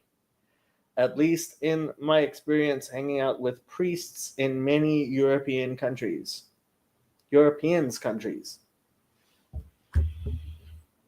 Oh, that reminds me. I still have to listen to more of that Exorcist. There's a Catholic psychologist / exorcist who makes it his job to know the difference between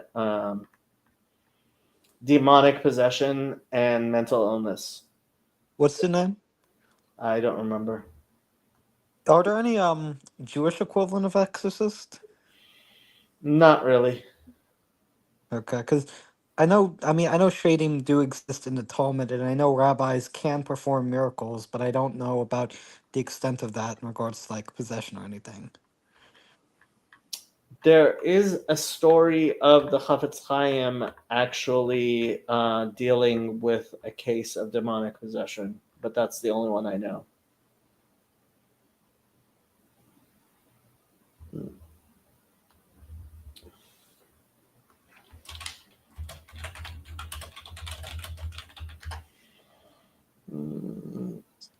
I'm curious, who's some of your favorite Gadolim other than the Lubavitcher Rebbe? Well, I tend to like the Yanuka. Yanuka, I say Yanuka is pretty good. Are there any Litvish types you like? I like them all.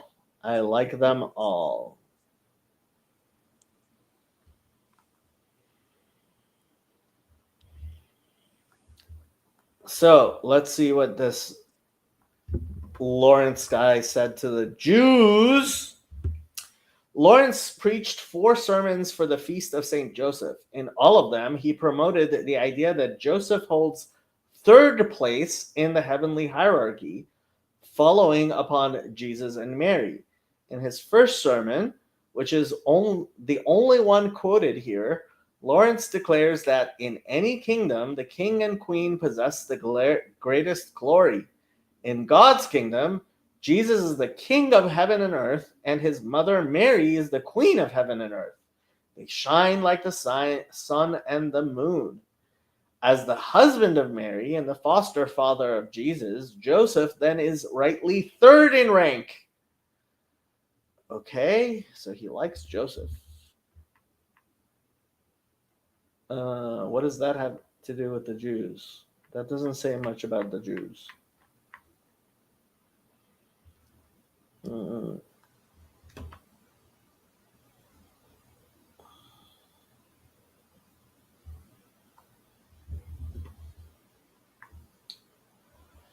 Here. On March 19th, 1959, Pope John the 23rd signed the brief declaring St. Lawrence of Brindisi a doctor of the Church with the title Apostolic Doctor. He is the first Capuchin Franciscan thus to be honored, the third doctor of the entire Franciscan family, the 30th saint to be declared a doctor by the Church, and the 7th to be so honored in this century. What happens to the thing of the Jews? Jews. There we go. This was in the 16th century? Something like that. Lawrence is generally represented contemplating the crucifix and holding the book of his sermons, or holding onto the cross as in battle, or celebrating Holy Mass, the child Jesus appearing before him. The Capuchin Breviary says of him on July 23rd, ordained a priest, he devoted himself entirely to the salvation of souls. He did not spare labors, vigils, nor life itself, which was in danger more than once, so that he could win all to Christ. He entered the courts of princes, as well as gatherings of Jews and heretics. And he traversed almost all Europe, showing the people the way of eternal salvation. He converted innumerable sinners and some very wicked women. I bet he did. He brought heretics to abjure false doctrines and confuted the Jews. What does confuted mean? Search Google for confuted. Prove a person or an assertion to be wrong. Yeah, I doubt that. God himself confirmed by following signs the sanctity and wisdom of so great a man. The victory over the Turks is mentioned. He was conspicuous for all the virtues in a heroic degree, as well as for the gifts of counsel and prudence. Remembering the sufferings of Jesus Christ, he could not refrain from tears. He honored the Mother of God. God have mercy on our souls that any human being would say such a thing. With a very tender love, and to her he ascribed whether he had received from Christ, whatever he had received from Christ. Greatly devoted to prayer, he used whatever time he could for it and was often lifted up in ecstasy. He was famous for the gift of prophecy and the reading of hearts. On account of his eminent sanctity, he was most acceptable to the Apostolic See and to nearly all the princes of Europe. Let's see, where else does it say? Jews. There we go. Lawrence knew that to be a good preacher, he had to know not only theology and philosophy, but especially Holy Scripture. He studied the Bible from early youth with extraordinary zeal. He said that he could have rewritten it entirely in its original languages merely from memory. I doubt it. Pope Gregory XIII and Clement VIII ordered the saint to preach exegetical sermons to the Jews in Rome and other cities to convince them that Christ is the divine Messiah. and that the Christian religion alone is the true one. Lawrence claimed that his excellent knowledge of Hebrew and Aramaic was a God-given charism.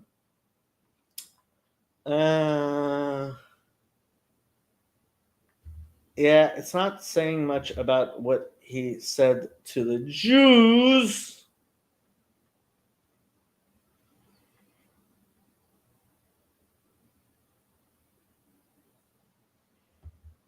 Well, this claims he converted many Jews to Christianity. God forbid. Where is that? There we go. He successfully converted many Jews to the Christian faith. During the time, he also established Capuchin. And it's not saying much. Yeah, I can't seem to find any of his sermons to the Jews.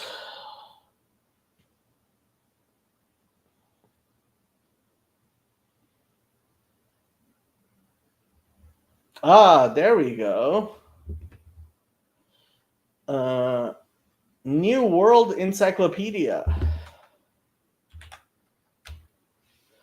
He was appointed Definitor General at Rome for the Capuchins in 1596. A gifted orator, Pope Clement VIII, assigned him the task of converting the Jews in the city.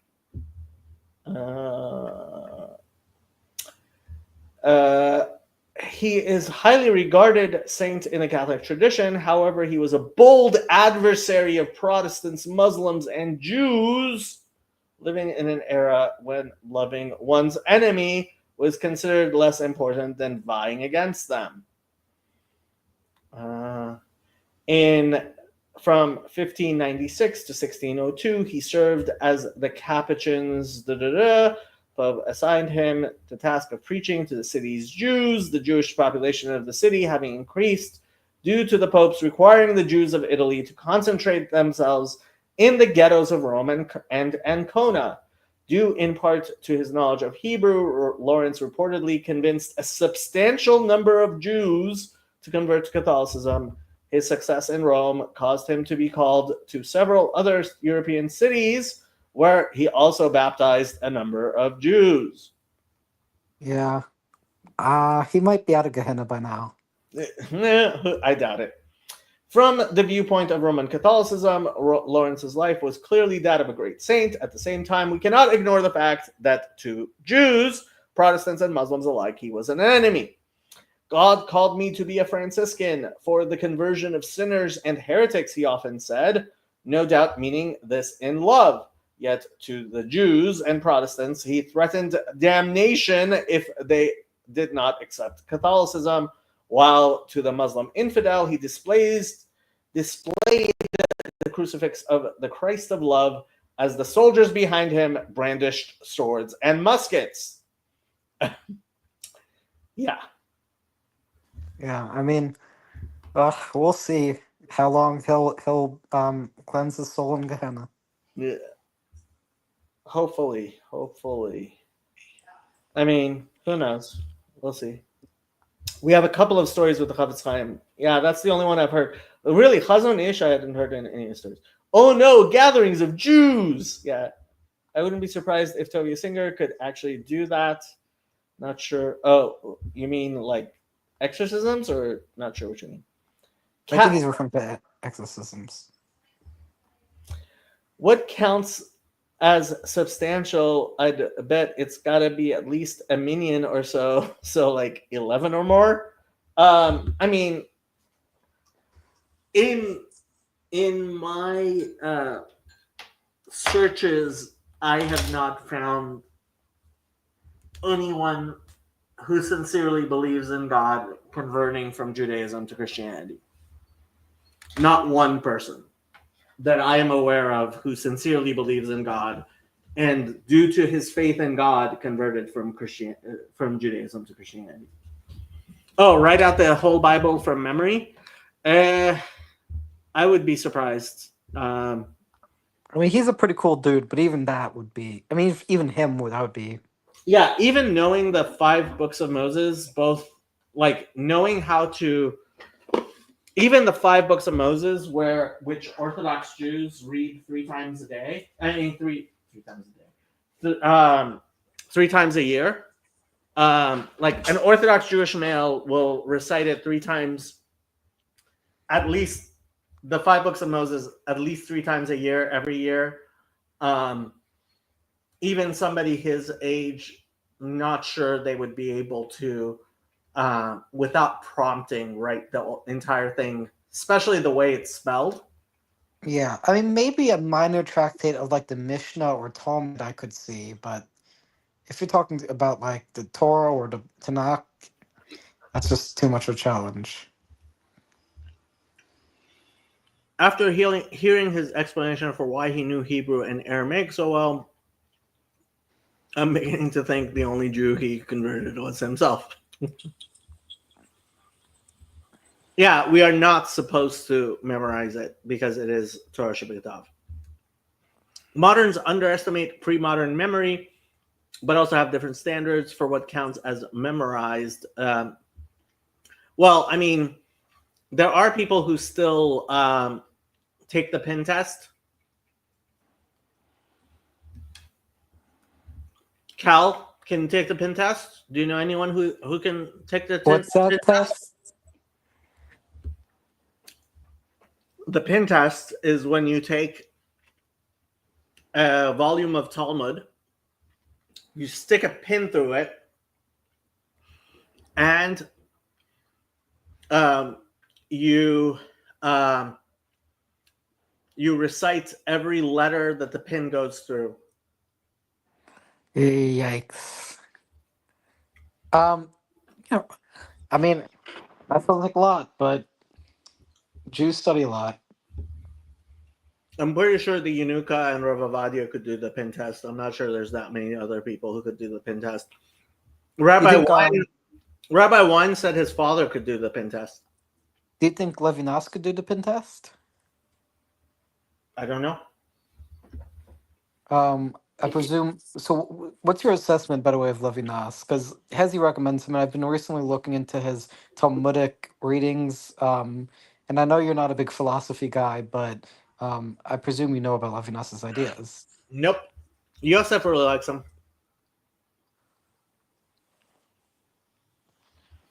I mean, other than Rabbi Soloveitchik, are there any more philosophically minded rabbis or theologians in the contemporary Jewish world you like? I'm not very philosophical. Yeah, I mean, fair enough. People have different dispositions.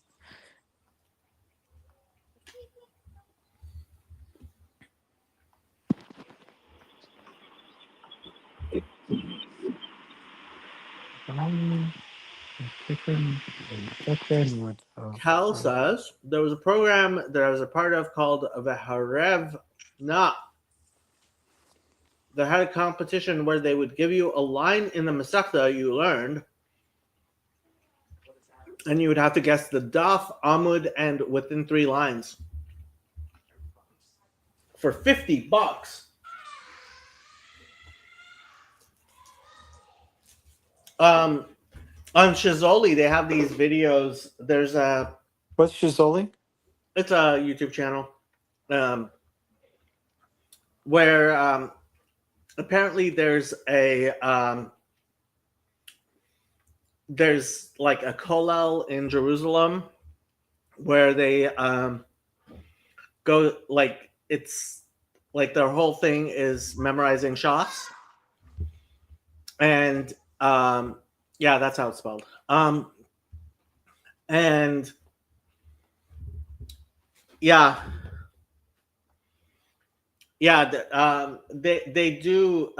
They have like Gedolim come and do for hair the students, and all the students are supposed to know all of Shas. I think I watched Rav Including the minor. Yosef Yitzchak, not Yosef Yitzchak. What am I? Yitzchak Yosef. For hair the people. What'd you ask, Kirk? I was asking if the Shas. I understand that to my thing. That's the. Does this include the minor tractates of the Talmud? I don't really know. Because to my thing, Shas is the Gemara, or do I have that wrong?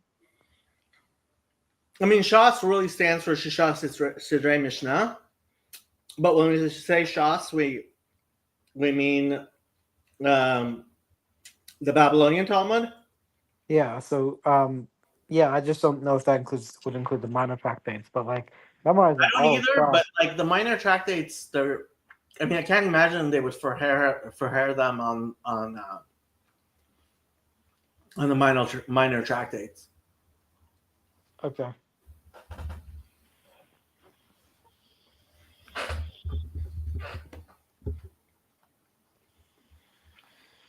Have you not memorized? Have you learned all of Shas? No. Because I know you studied in yeshiva for a couple of years, and I know you were very from for a while. I spent a year in yeshiva. I have one tractate to my name, which I've made 2 siyums on, which is Rosh Hashanah. And I don't even know that one very well. Yeah. And Rosh Hashanah would probably be a pretty intellectually rich one to go through in terms of I don't think I mean to my thing the more halakhically dense ones would be like Shabbat or Hulin, whereas Rosh Hashanah has more Agadah, if I'm correct. I'm not sure I would say that. I mean, Hulin, yes. Hulin is, especially for Shkita, it's very dense.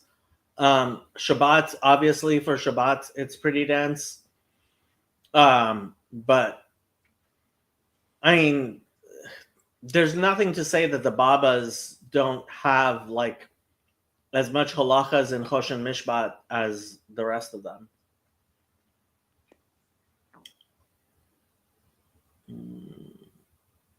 Oh, cool for you, Kyle. Yeah, I don't know about that, Cal. People have really started taking Daf Yomi really seriously.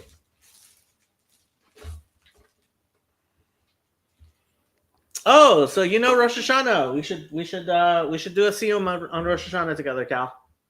Rosh Hashanah is not the tractate, but a pretty cool holiday. The I mean, my tractate's favorite. pretty cool too. I think Rosh Hashanah and Yom Kippur, in my opinion, because of the sheer level of community engagement and existential reflection you can go through during it, the best holidays. But I understand this might be a controversial opinion. Different people like different holidays. I'll be honest with you. By the time we got through the high holidays, like I always said, my favorite month is Cheshvan because I just liked going back to like Shabbat. 6 days Shabbat, 6 days Shabbat. Yeah, just Shabbat with friends, no stress. I understand. I'm just saying the reason specifically is because you meet a lot of new faces, and I like meeting new faces.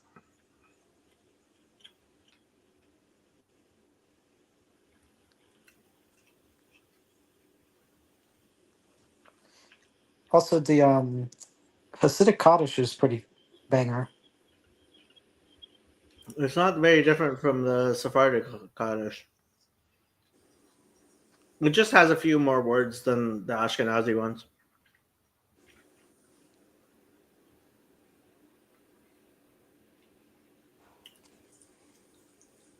I wonder where we do like Nedarim. What?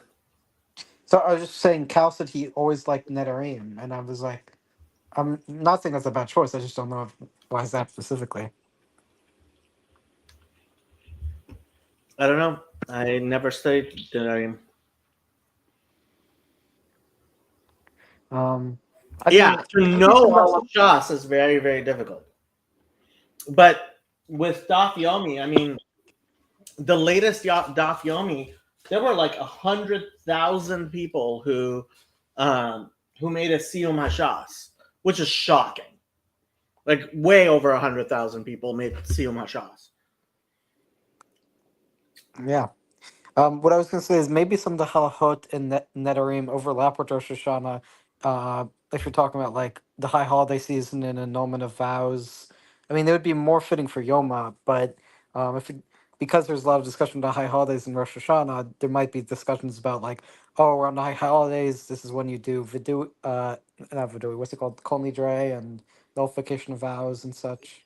I'm not sure that Nedarim really talks about that. I wouldn't know. I haven't studied it.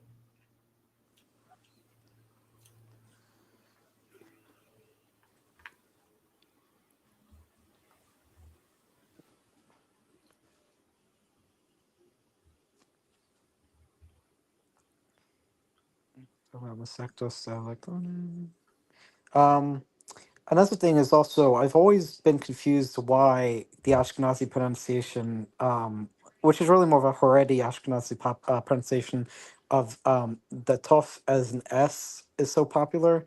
I mean, in my opinion, it's pretty obvious the biblical canon has always treated Shabbat as Shabbat, not Shabbos. But No. So it's very clear that a thaf without so no. Okay, Beged Kafet, those 6 letters, they're supposed to sound differently with a dagesh as without a dagesh. So if you say a tough without distinguishing between a tough and a thuf or a suf, you're obviously doing something wrong. The Yemenites, they distinguish tough and thuf, so they use a th sound. But there's obviously something wrong with not distinguishing, especially, I mean, even a tough and a tet are supposed to sound differently. well, so what's the difference with the Sephardic pronunciation then? I mean, it's just what historically has developed over thousands of years. The separation between tough and tough with a dagesh and without a dagesh was lost. The problem with the Ashkenazi one is the distinction between samech and saf was lost, and sin. Rabbi Levin he streamed even Yom Kippur services. Apparently he had Gentiles who wanted to stream it, and he allowed it. Yeah, even Kuf and Kaf. Yeah. I don't know if Anshe. I wonder, but halakhically, that wouldn't be considered a form of writing to stream. What do you mean? Because like maybe this is just my confusion, but like if you're streaming on Shabbat or Yom Kippur and writing is a prohibited melacha, would the video recording not be considered like you're using your body to create these pixels on the screen? It's not a matter of writing, but there are problems with it. But he allowed it during during COVID. I mean, yeah, fair enough. I just don't know if that would be very acceptable. It's problematic, and most people would not do it. But he has the shoulders, I would say, to allow it with a shinui b'shat hadchak, which he did. Although he did delete his channel, so I don't know if that's still available. But that was a specific thing that Rabbi Kalanimus says, as long as a non-Jew sets it up for their own viewing, it shouldn't be a problem. I mean, still, I'm not sure you would want, but as I understand it, Rabbi Levin allowed it allowed Gentiles to do it for their own viewing during COVID, and I don't think it's still up though. But he had Yom Kippur and Rosh Hashanah services up during COVID.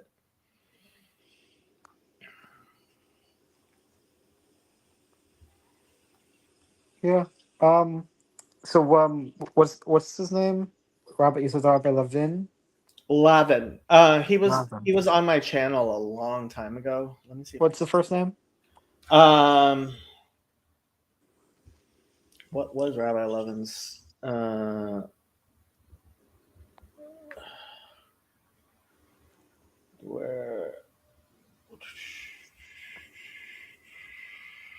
Where is his?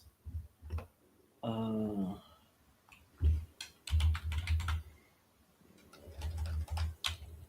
forget his name. Rabbi.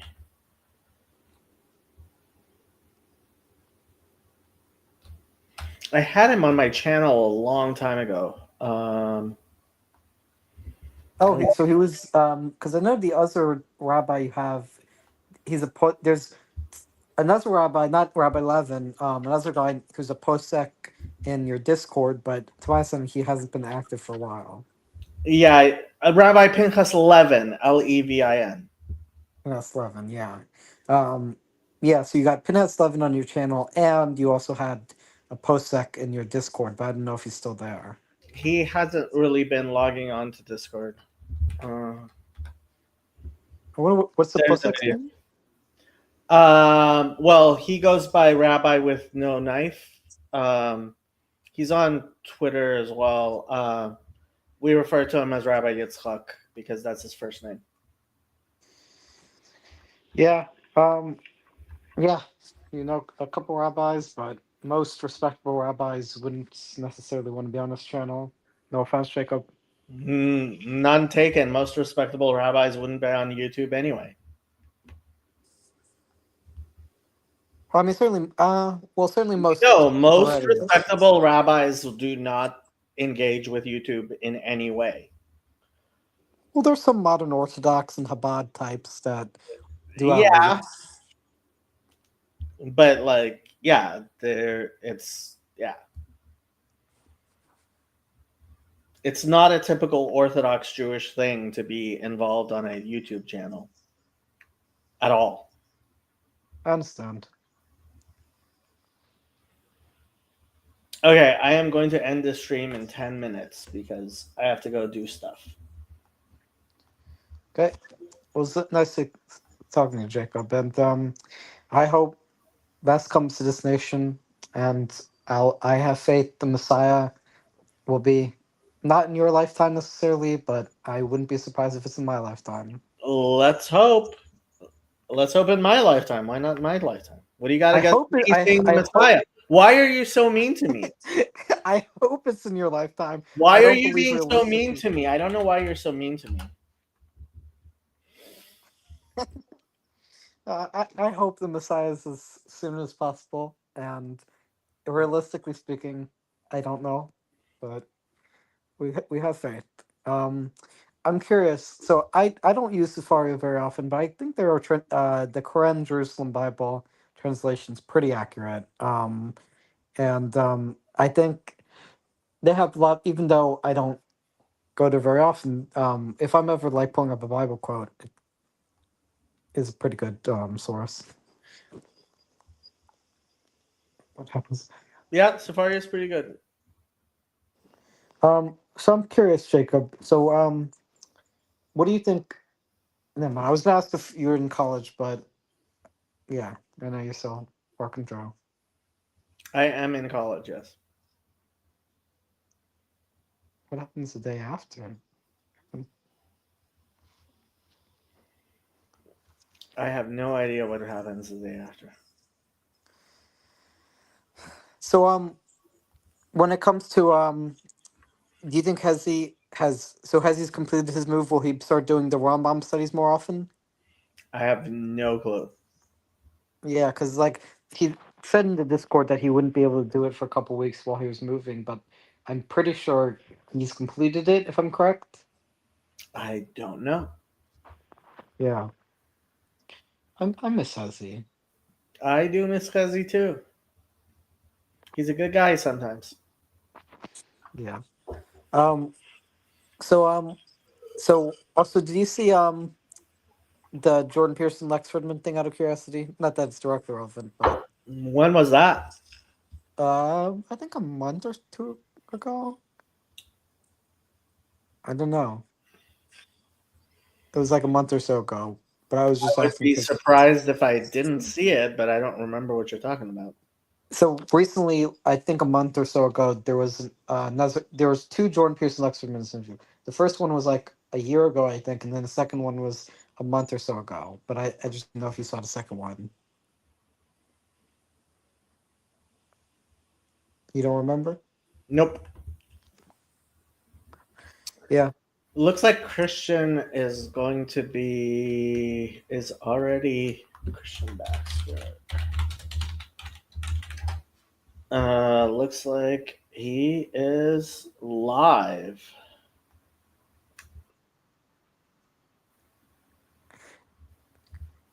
I was just saying, so I've asked you before about your like philosophical background because like I know Peterson is not a philosopher, but a lot of people who are interested in Peterson have an overlap with philosophy types or continental philosophy types.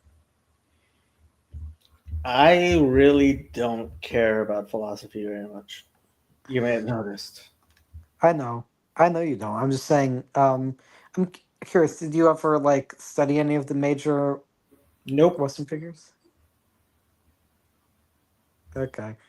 So basically, the beginning and end is what you perhaps Soloveitchik taught you about Kierkegaard and maybe a little bit about Aristotle from Rambam. Pretty much. I understand. I mean, do you think Hesi's more philosophically minded? Than me? Everybody's more philosophically minded than me. Which is, again, interesting for a Peterson type. Why? I 'Cause, like psychology. well, there's a big overlap between how Peterson presents his psychological views and how he presents the continental philosophers. I don't think so.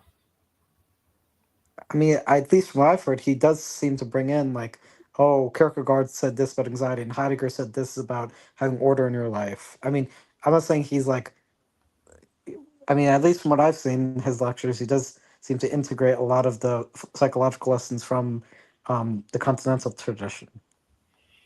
I don't know enough about the continental tradition to say this, so whether or not. I just don't care. Fair enough.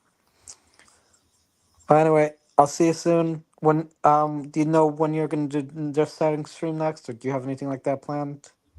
The next stream is probably going to be the Tanya stream on Tuesday.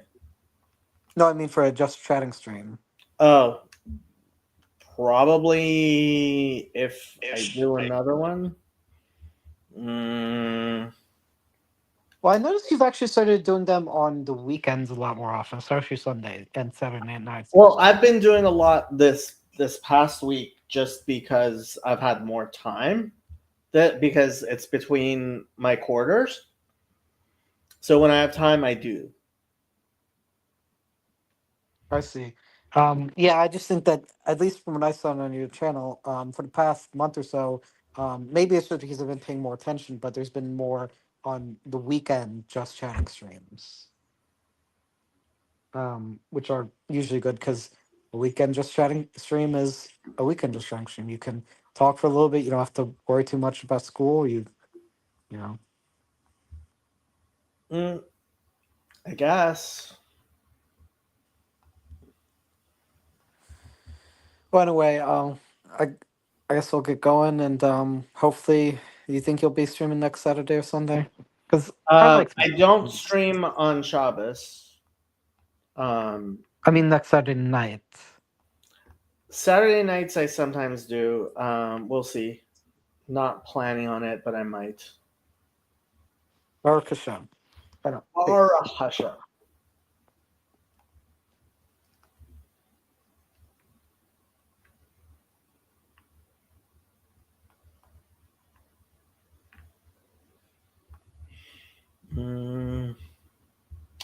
Did Christian is still is he? He started. Okay, so Christian is starting. So I'm gonna end, people. You guys have fun. Christian's stream is here. So you guys go over there. And I am going to end the stream.